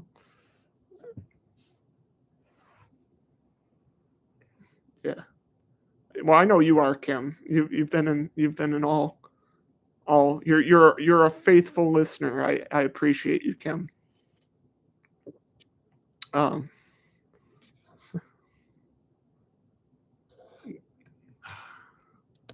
awesome, nobody important. You're important here. You may 6 subscribers. Awesome. I was gonna say too bad not the seventh, but I'm just glad. Not as important as you, child. Well, I don't know about that. Yes, we see his face. I was afraid he did not look at us. He got up as though we were made and looked up and spread his wings as he jumped up and whoosh was it fat. Wow. When you saw him like go back up to heaven, was there like a sonic boom? Was there like a notable like rumbling, like almost like thunder when he shot off? Ruh-roh. Ruh-roh? Are you saying that like Scooby Doo? Like Ruh-roh? Or is this an angelic being we don't know about? Is there an angel named Ruru? Ruh-roh? Or is this Scooby Doo speak?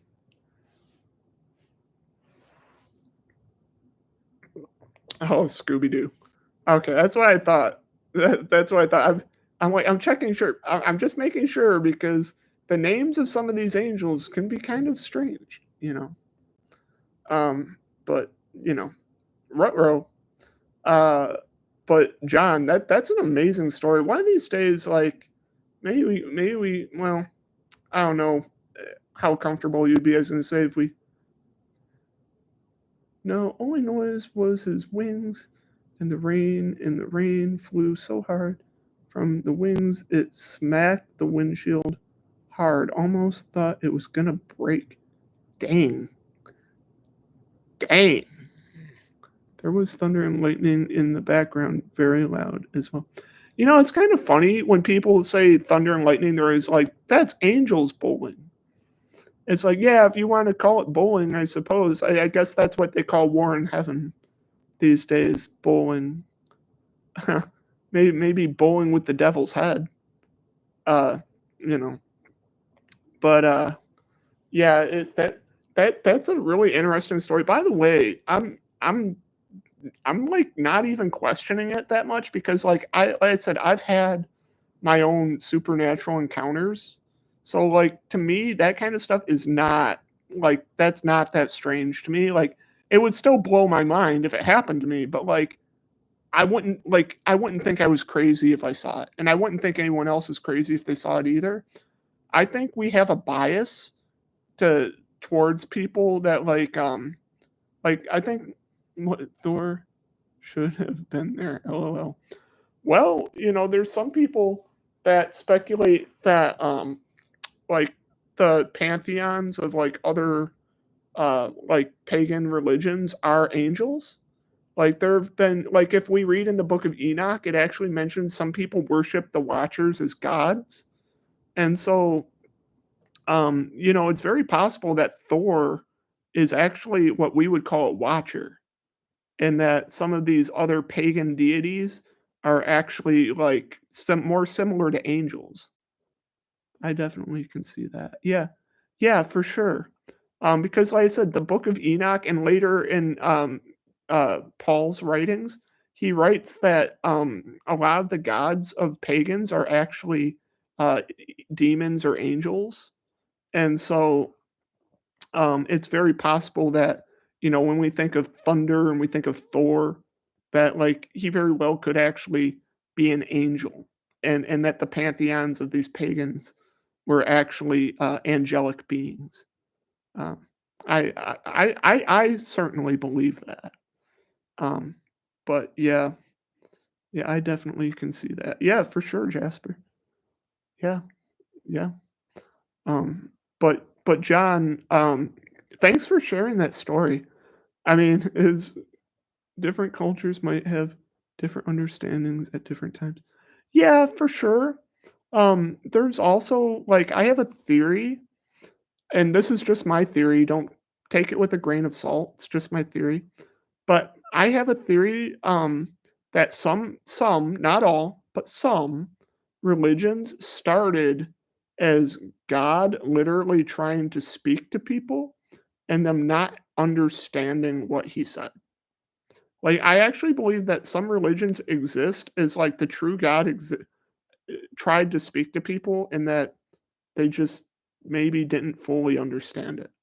And so they end up with a religion that's like um has similarities to ours, but, like, it's off because, like, they either misinterpreted things or they just, what is it? This would have been some 10 to 12 years ago, and yeah, okay.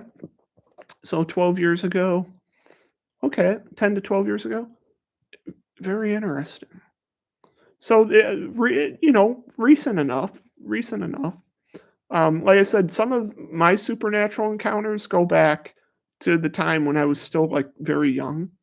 And that's one of the things when I mention some of my supernatural encounters that I feel like some people might not believe them because I was young when they happened. Like, um, there's only one supernatural encounter that I feel like people generally believe me, like 100%. And it's one that happened when I was 17. And the only reason I find it to be the one that people believe the most is because my mom, dad, and myself, we all saw it at the same time.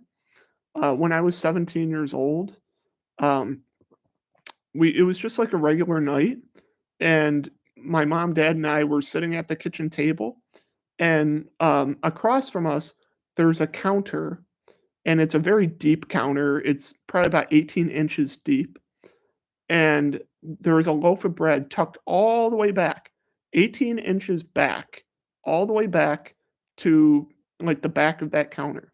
And we could see it across from our table. Okay. And we're just eating dinner. And out of nowhere, this loaf of bread, I kid you not, like like I could get my mom and dad in here to testify to this because all three of us saw it at the exact same moment.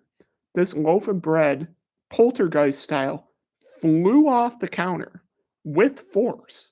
Like it literally just just flung like 4 feet, like probably a good 4 or 5 feet off the counter. And we all saw it, all three of us, at the exact same time. And we literally all just like looked at each other, didn't say anything for about 20 seconds. And they were like, "Did you see that?" And they're like, "Yeah, I saw that." And, like, we literally, like, looked at the bread.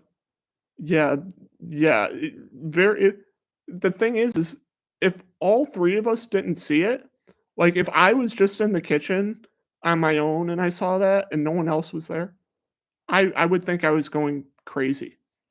Like, I I've had encounters that were supernatural that were like, "Okay, I think I might have run into an angel, or I think I might have run into a demon." But I haven't had too many encounters where objects just move with no cause. And that one shook us because it was so blatant. Like it happened at a point in time where it was in all of our vision. So it was like whatever we saw wanted to be seen because it happened at just the right time for all three of us to see it. And yeah, that's one of those cases where I'm just like, what kind of bread though? It was rye bread. Because I like rye. But uh, is there a certain type of bread I should know about that's prone to supernatural events? Because if so, what what brand asking for a friend? That I don't remember what the brand was. Um, that I don't remember, but Marvel probably. It's always rye. Why is it always rye? Um, you know, the rye fell and no one was there to catch it. You know, no one was there to catch the rye. So, but the thing is, yeah, I kind of wish more people to see you almost get struck by lightning. Moral of the story: don't walk a dog with a metal chain in the rain. Ha ha ha. Yeah, not supernatural, but definitely a good word of advice. Yeah, Catcher in the Rye reference. I got that. Yeah, yeah, that was the point. That was the point. That the rye. Yeah, nobody caught. You should read this and study it. Some it's well known. What's well known?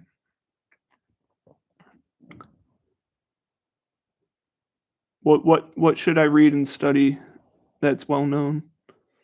The Catcher in the Rye. I have read The Catcher in the Rye. J.D. Salinger. Uh, but what are you referring to, John?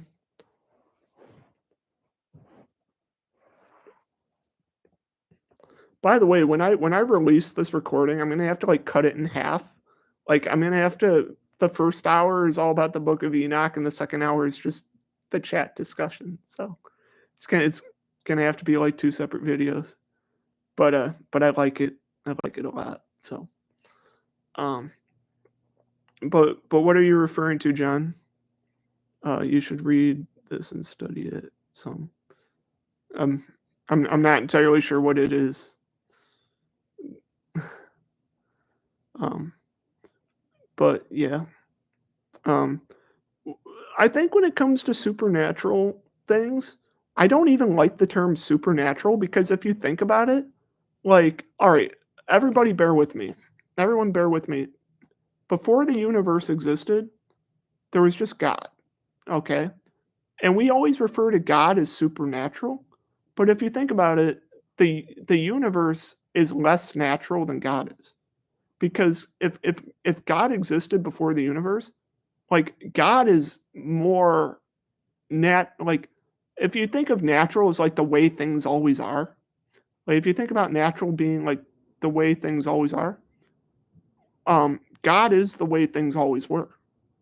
The universe coming into existence is less natural than God's existence, right? So if you think about it, like the realm that we live in is more supernatural than the spiritual realm because the spiritual realm has always existed, right? God has always existed. But like this physical realm hasn't always existed. So, referring to these things as supernatural implies that like the physical realm is normal.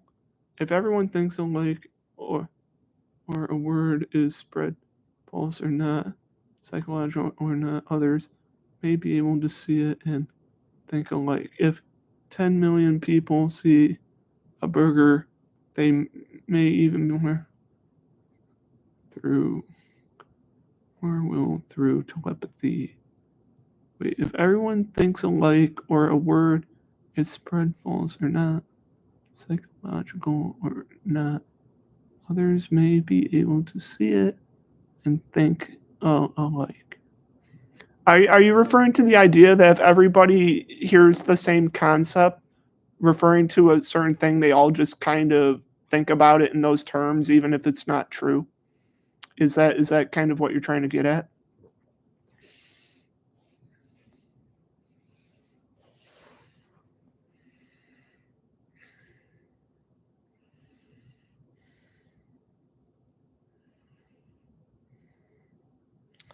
I guess John, I'm not understanding it entirely.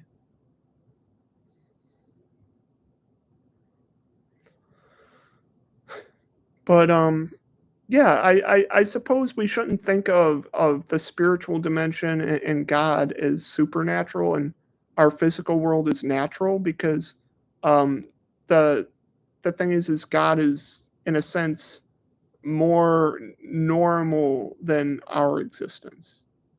Like, if does anyone know what I'm talking about? Or am I just spinning my wheels? Do you guys get what I'm talking about when I say that that God is in a sense more natural than our world? Like just in the sense that he's always existed, he's always been that way, where like our universe hasn't always been here. So like our universe is more aberrant than he is. Yeah. 100 monkey theory goes with once a mass subject learns something, it can be telepathy transferred by others remotely. So that may work on beliefs. Oh, okay, okay. All right. So what you're saying is it's kind of like the idea of like, are you familiar with they call it what is it like in the quantum if you learn about quantum physics, there's the idea of the observer. So like once a probability is observed on the quantum level, it collapses. So like if you were to like go all the way down, like all like as small as you go, like subatomic, they're like yeah, Schrodinger's cat. There you go. Yeah, so the idea that the observer collapses um, the probability. So the probability space collapses upon observation from an outside source. And so like until somebody observes something, it's both probabilities at the same time. But once it's observed, then it's like one of those probabilities is all there can be. And so I think what John is trying to get at is uh, once you have like an idea, yes, the observer. However, this has been expanded by placing a box with another server, and this can be done infinitely. Oh, you're talking like an observer watching an observer watching an observer watching an observer watching an observer? You mean like a Russian nesting doll of observers kind of thing? Like a fractal? If you've ever seen a fractal where it you can zoom in infinitely like a Mandelbrot set, you know, um, is that kind of what you're referring to? Yeah, exactly. Watching Schrodinger's cat. Okay. Yeah. Yeah, I understand what you're saying, and what I'm talking about with the idea of natural versus supernatural. That now that I've brought it to the attention that I know quantum physics very well. Okay.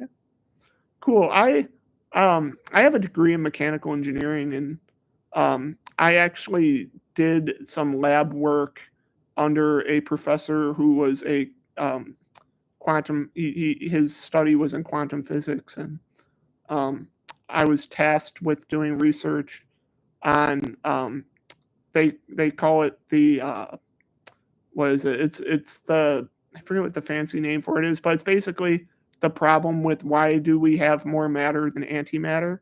Because if you know Einstein's law, it says E equals mc squared. So there should be an equal amount of matter and energy, and that means there should be an equal amount of matter and antimatter. But we see the universe is primarily made up of matter, not antimatter, and so there's this question in quantum physics. Why is the observable universe mostly made of matter and not antimatter when they should be equal? Um, so I studied some quantum physics, but I'm no expert in it. I know enough to know what I don't know. I'll put it that way. I'm not an expert in it, but I know enough to be dangerous. Um, so take that with a grain of salt. But I do understand the whole concept of Schrodinger's cat and yeah, gravity is an effect and not a force. Yeah, that you're talking about like quantum gravity. Because there is the idea of like quantum gravity that um, it comes from fields generated by the Higgs boson, which is mistakenly called the God particle. Has nothing to do with being, like the creator of the universe or anything like that. But people mistakenly refer to the Higgs boson as the God particle. Um, yeah. But yeah, you're talking about like gravity waves, gravity fields, quantum gravity, that kind of stuff. By the way, the closer you get to the quantum, the more it looks like the spiritual realm. I'm writing a book and I will give you a copy for free. Even have you sign NDA for a draft to be sent to you for review. Yeah, we should exchange emails sometime. I don't know if you guys know this, but I'm a children's book author.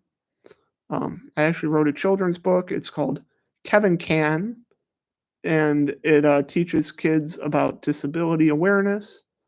You can find it on Amazon. Um, I could drop a link to it if you guys are interested. I don't know if you guys have any young kids that it's for ages three to six. Um, I'll drop it in the chat. Um, but yeah, it's cool. We have an author. We have a fellow author in the chat.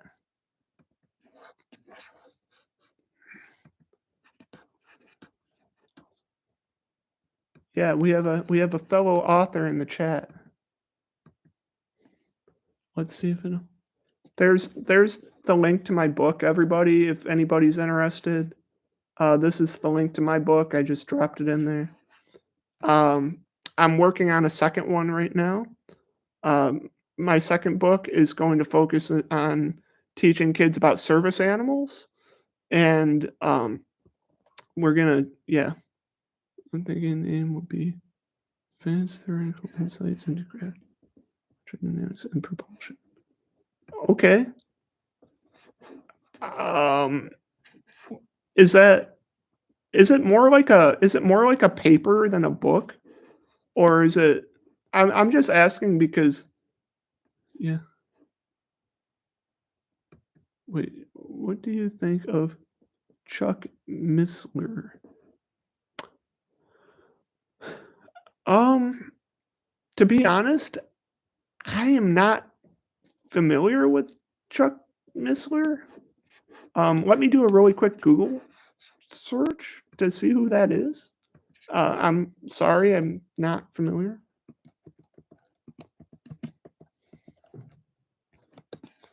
He's an author. Chuck Missler.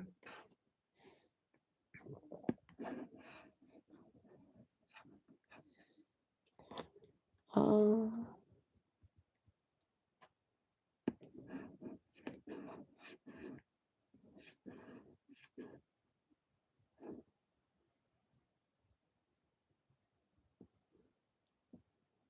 okay. Yeah, I've never read any of his stuff.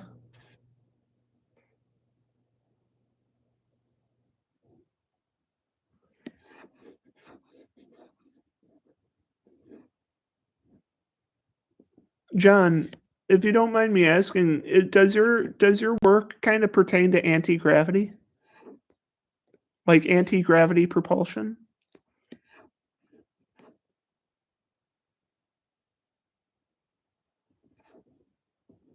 Okay. Thanks, Jasper. I'll keep that in mind. If there's a way, um, you know what I'll do in here? I'm gonna drop my email. Um, for anyone that's interested.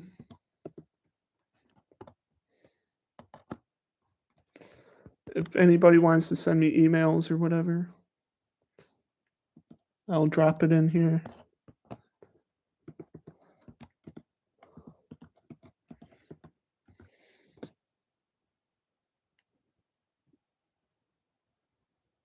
Thanks, John. Um, yeah, so I have another channel called Wheel Chatter, and Wheel Chatter is the channel I do with my friend Jesse, who is the illustrator of my book. And we went to high school together, and he is also in a wheelchair. And we have a channel called Wheel Chatter, and it's just about disability related topics. We don't talk about religion or anything. Um, that's what I use this channel for. But yeah, my other channel is called Wheel Chatter. So, and we talk about disability related stuff there. Thanks, Anthony. Appreciate it. Yeah, guys. See, my goal with this channel, see, with both these channels is, I want to for the other channel, I want to spread awareness about disability related topics. And also, of course, I want to spread more information about our book and our services because I speak at schools. Like I go to schools and I do speaking engagements and stuff like that. And I educate kids about disability awareness and things of that nature.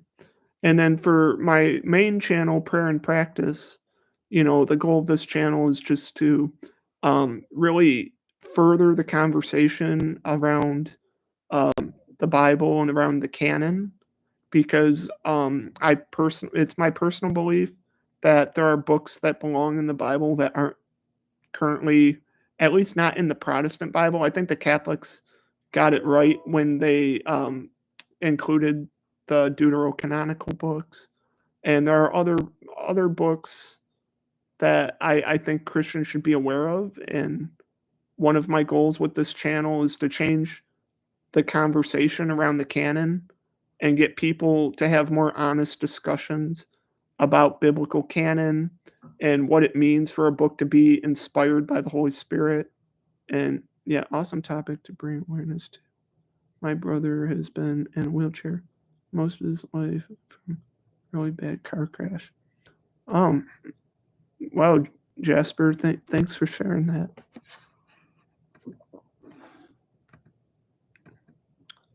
Thanks for sharing that, man.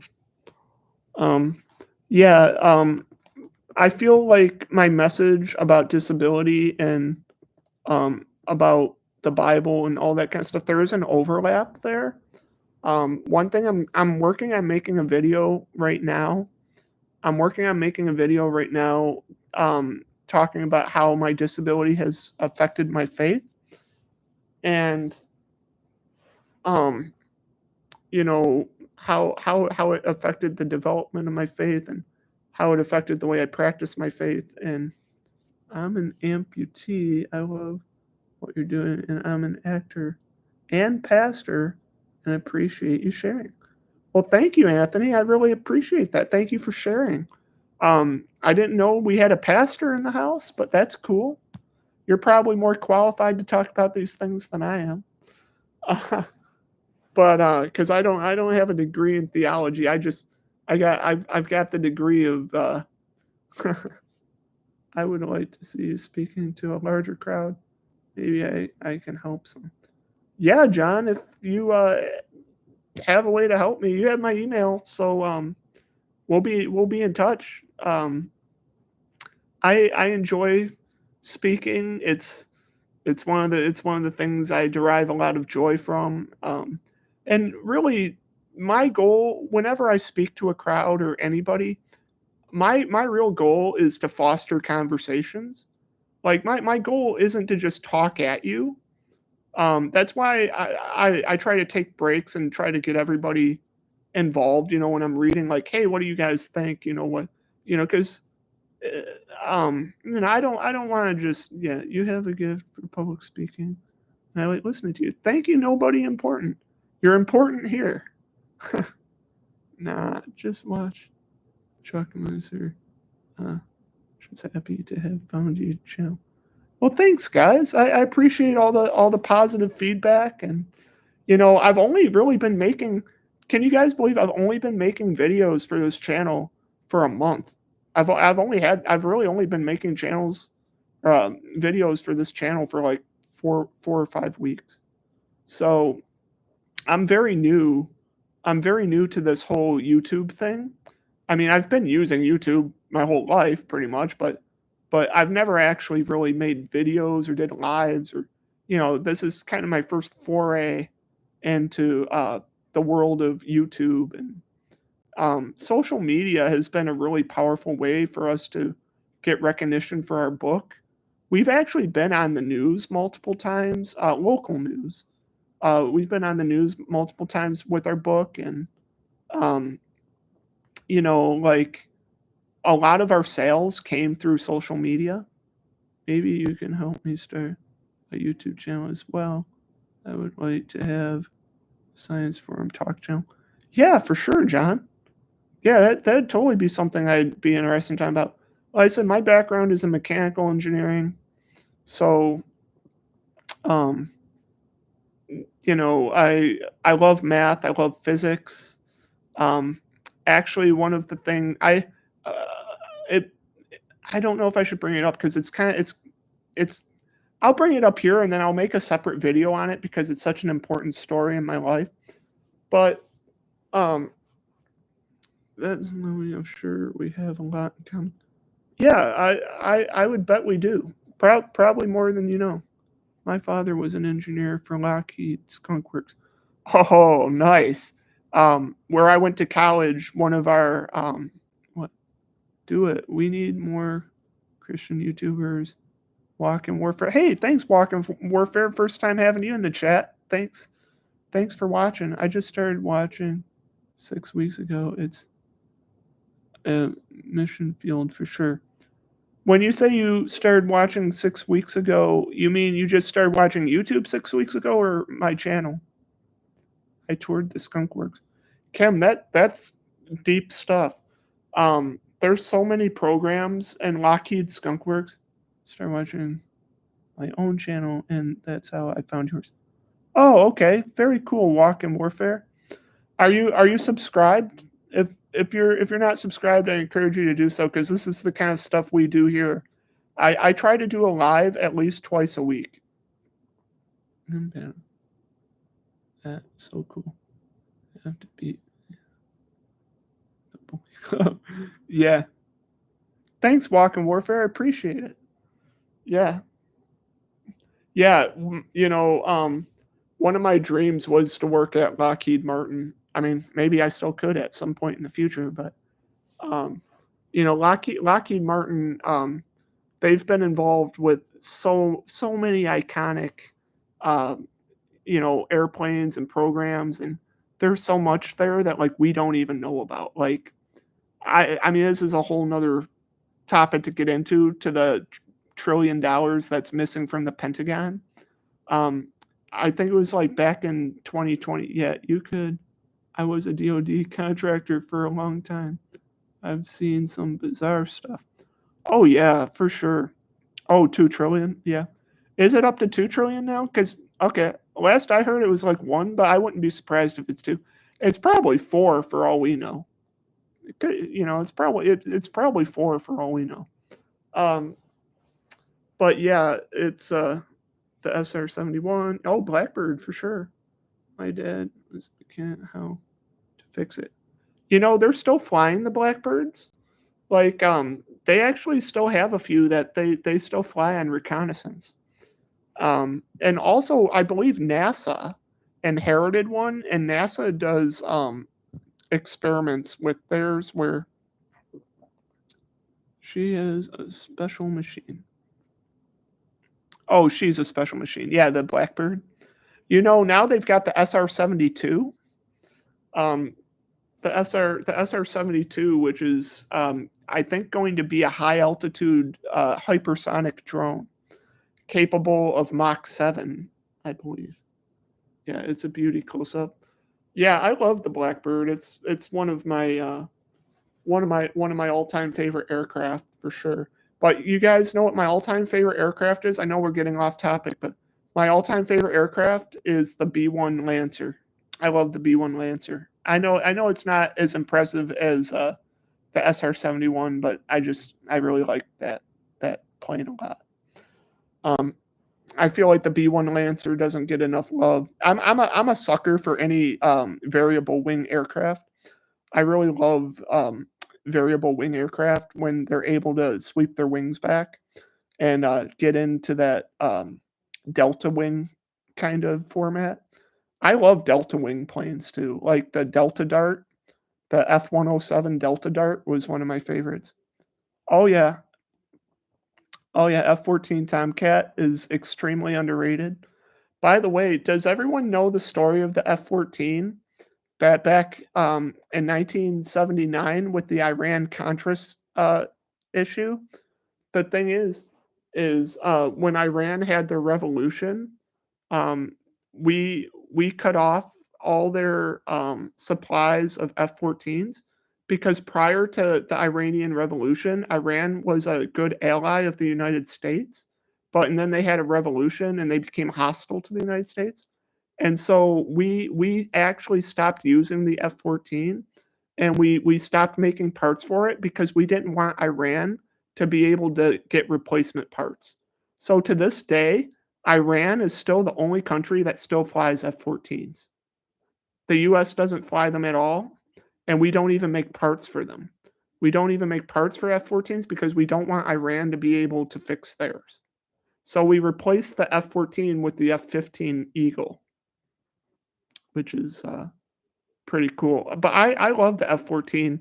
Another variable wing aircraft that is kind of I know a lot of people don't like it. They call it the pig.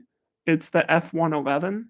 The F-111 is, another variable wing aircraft that looks very similar to the B-1 bomber, and, Australia was the only country, for the longest time that flew the F-111 with any regularity. I mean, the US flew it for a while, but we retired it, like, fairly like, I wanna say in the early '90s, we retired the F-111.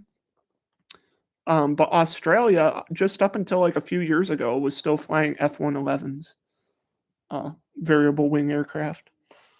But, yeah. Yeah, I could talk about aircraft all day, like, I might have to start a 3rd channel just about aircraft because I do like, I do like jets a lot. Um, my engineering when it comes to the things I enjoy most, engineering topics, probably I would say, I would say aircraft, cars, firearms, and I would say, I also have a pretty big interest in geodesic domes. I love geodesic domes. I know it's kind of more architectural than well, I suppose it's still engineering, but yeah, geodesic domes, aircraft, firearms, cars. Um, I suppose I'm also kind of a sucker for alternative energy, even though I know it's kind of a boondoggle. I do enjoy some alternative energy stuff too. Um, But yeah, I might have to start a separate channel just for, like, engineering topics and, like, math related topics. Um, yeah, I would like something similar to the Great Art Bell and Coast to Coast now to take it in calls. Maybe Discord and YouTube comments. Yeah, that would be cool. Yeah, that'd be really cool. Yeah, you guys, I'm gonna just tell you guys one more story before I sign off because um this is the longest live I've ever done, and the longer I do it, the more people are showing up, and it's like nice. It's like I don't want to end it, but at the same time, it's getting a little late here.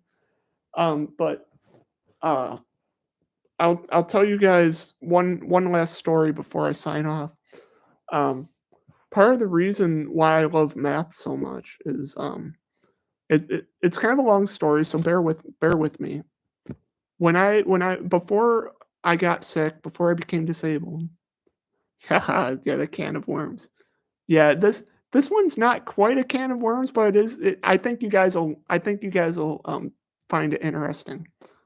Before I was disabled, I for at the age of 6, I was diagnosed with dyslexia, and I was very severely dyslexic, to the point that I really couldn't read or do math or really even tie my shoes. It was very difficult for me to do anything because I saw everything as kind of like backwards, okay?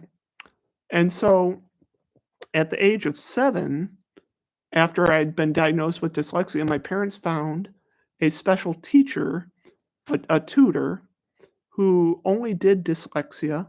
That was her expertise. And she taught me Braille. And for 3 years, I learned Braille. And the reason I learned Braille is because with dyslexia, it's not a learning disorder, but it's what's known as an information processing disorder. And with information processing, it's it has to do with the way that information is being signaled to your brain. And so by learning Braille, it actually taught my brain the correct directionality of things. So, like, for instance, like, I'd write all my letters, like, backwards, and I'd write from, like, right to left instead of left to right. And so by doing Braille, that biofeedback, taught my body the correct direction of, um, like, how to do things. So by the age of 10, shortly before I became disabled, my dyslexia was cured. But because I was dyslexic pretty much all that time, I didn't learn very much in school. I wasn't a good student. And so after I got sick, I missed 2 years of school. So now picture this. All the years leading up to me getting sick, I didn't learn a lot because I was dyslexic. And then after I got sick, I missed 2.5 years of school because I was in no condition to return to school. So by the time I returned to school, I was very far behind academically. I was very far behind academically, especially in the area of math. And so I ended up failing 7th grade math twice. Yeah, I failed 7th grade math twice. And so by the time I got to 9th grade algebra, I was, well, to put it mildly, I was failing again. Uh, and by the end of the school year of 9th grade, I had to get 100% on the final just to get a D plus, basically just to pass. I had to get 100% on the final. And so, in a moment of desperation, I prayed to God. So, in James chapter 1, there's a verse in James chapter 1, verse 5. It says, "If anyone lacks wisdom, let them ask God for wisdom, and he will give it to them without reproach." And I remembered that verse. And so, in a moment of desperation, I prayed, God, please give me wisdom in the area of math. And I pray that you would help me to understand math because I hate math so much.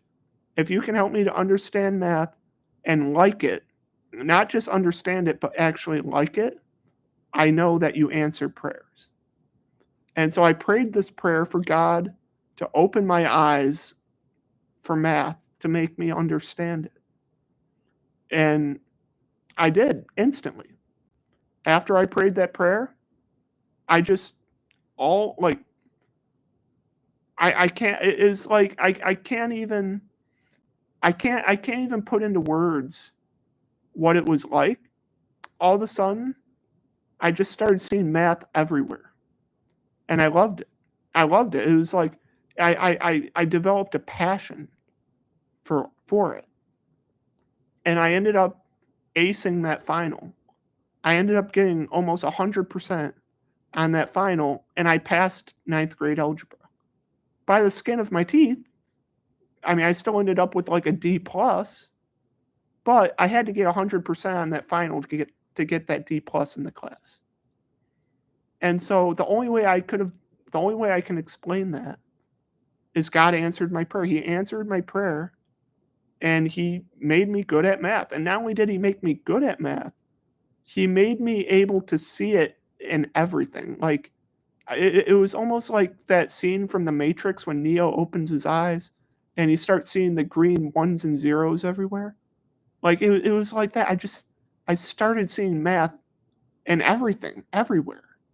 And so in 10th grade, when it came to geometry, I just ate it up. I just loved it.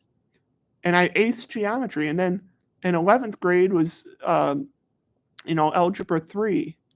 And then I aced that. Yes, it is the universal language. And by the way, I can attest to that so much. Whenever I sign my name, like my signature, because I have a hard time writing in cursive, I always put I always put 1 divided by 89. 1 divided by 89 after my name. And the reason I always put 1 divided by 89 after my name is because if you look at the decimal expansion of the fraction 1 divided by 89, it contains the entire Fibonacci sequence. Okay, so the Fibonacci sequence is 1, 1, 2, 3, 5, 8, 13, right? That's the Fibonacci sequence, and it goes on like that. Each number in the sequence is the sum of the 2 previous numbers. And the Fibonacci sequence appears all throughout nature. It's in the human genome. It's in the proportions of the human body. It's in plants. It's in the curl of waves. It's in it's in the way that lightning branches. It's in the way that trees branch. The Fibonacci sequence is like, I call it God's fingerprint, the Fibonacci sequence. And once I became good at math, I just started seeing the Fibonacci sequence everywhere. And I learned about the fraction 1 divided by 89, and I started putting it after my name. It's kind of like putting God's thumbprint after your name, you know. And so one of the reasons why I love the decimal 1 over 89 is not only does it contain the entire, it's the golden ratio. Well, the golden ratio is it's the natural limit of the Fibonacci sequence. So if you divide the numbers, so like 13 over 8, and then 21 over 13, and you keep doing that, the number gets closer and closer to the golden ratio, which is 1.618. So 1.618 is known as phi, phi, phi.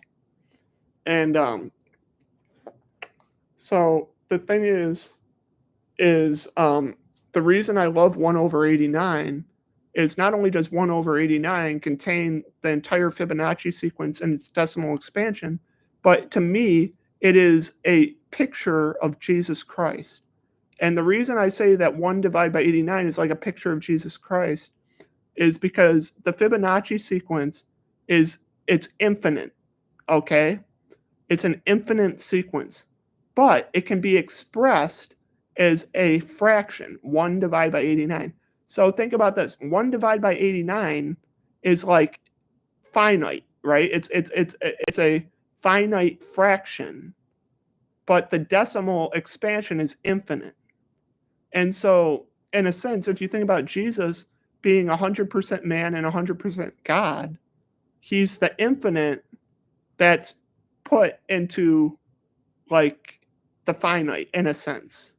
Not that he's finite, but like he's infinity put into a human body, you know? And so if you think about 1 divided by 89, you've got an infinite sequence represented by a single fraction. So then you get so you've got this kind of encapsulation of Christ. And another reason I like 1 divided by 89 is because the cross reminds me of a fraction. Because if you look at the cross, you've got the horizontal, and then you've got the top part above it and the part below it. So you've got the intersection of the vertical and the horizontal. So it looks like a fraction, you know? So, that's just another reason why I like 1 divided by 89. I should be making a whole 'nother video about I didn't even plan to get into 1 divided by 89 golden ratio, and because math is my other, like, pet peeve that I just absolutely just love math. Um, you guys probably didn't pick that up, like, when I was reading the book of Enoch, but yeah, it's up there and things that I really love. So, um, but yeah, by the way, I have a whole how would I explain? I have a whole theology of the meaning of the cross, the geometry of the cross. Which if you guys would be interested in hearing about the importance of the geometry of the cross and how it relates theology, um, I could talk about that. It's really deep and it goes throughout the entire Bible. So it's it's a long study, but let me just kind of give you a very quick overview, like very very basic overview of it. If you look at the cross geometrically, it's where the vertical meets the horizontal. And if you look at the 10 commandments, the first 3 commandments are about loving God, which is the vertical, right? Because we think of God as above. And if you look at the other 7 commandments, they're about loving our neighbor. And so you've got the vertical intersecting with the horizontal. And so the 10 commandments contains a cross. Okay. And so, if you go throughout the Bible, there's crosses everywhere where we see the vertical column intersecting the horizontal. What I mean by vertical and horizontal, I mean heaven intersecting with earth, right? Infinity intersecting with finite. We see this all throughout the Bible, and so that's what I call the theology of the geometry of the cross. And you probably won't find that anywhere else. I I I've never found it anywhere else, but I find it to be relevant throughout all the scriptures. So it you know because there are some people that ask the question, well, why did Jesus have to die on a cross? Why specifically a cross? I mean, don't you think it's kind of strange of all the instruments of torture, why a cross? Well, it's where the vertical meets the horizontal, right? You think of Jesus, 100% man, 100% God, right? Man is horizontal, God is vertical. What is Jesus? Jesus is 100% man, 100% God. It's the intersection of the vertical and the horizontal. So Jesus himself contains a cross, and then he's crucified on a cross. So then this gets into the idea of fractals, right? And what is a fractal? A fractal is a pattern that no matter how many times you zoom in, the pattern appears over and over again. So the cross is the fractal of the Bible that it appears over and over and over and over again on every level. So I, I hope that wets your whistle a little bit for maybe when I eventually make a video about that kind of stuff. But anyway, it's it's getting kind of late here, but thank you to everybody that's like tuned in. Like I've really enjoyed having this conversation with you all, and um, you know, so before I close, I'm gonna say a little bit, just a quick prayer before we close, and then I'll let you guys go. Um, Dear Heavenly Father, I just pray that you would bless and protect everybody who's tuning in. And I just pray that you would continue to teach us your wisdom and your understanding and your knowledge. And I just pray that you would continue to reveal yourself to us more and more every day. In Jesus' name, amen. Um, yeah, to everyone, just thank you for tuning in. And if you haven't already subscribed, if you like this kind of stuff, like I said, I invite you to subscribe. I should be going live again, hopefully Friday or Sunday, or maybe both days. But I'm trying to do a live at least twice a week. So And I always do my lives around 9 or 10 Eastern time. So I try to keep it closer to 9, but tonight it was like around 9:30. So, but now it's almost 12:30. So, uh, but yeah, so thanks everyone for tuning in. Be sure to like and subscribe, and I look forward to talking to you all again next time. Uh, this has been Prayer and Practice. Bye, guys.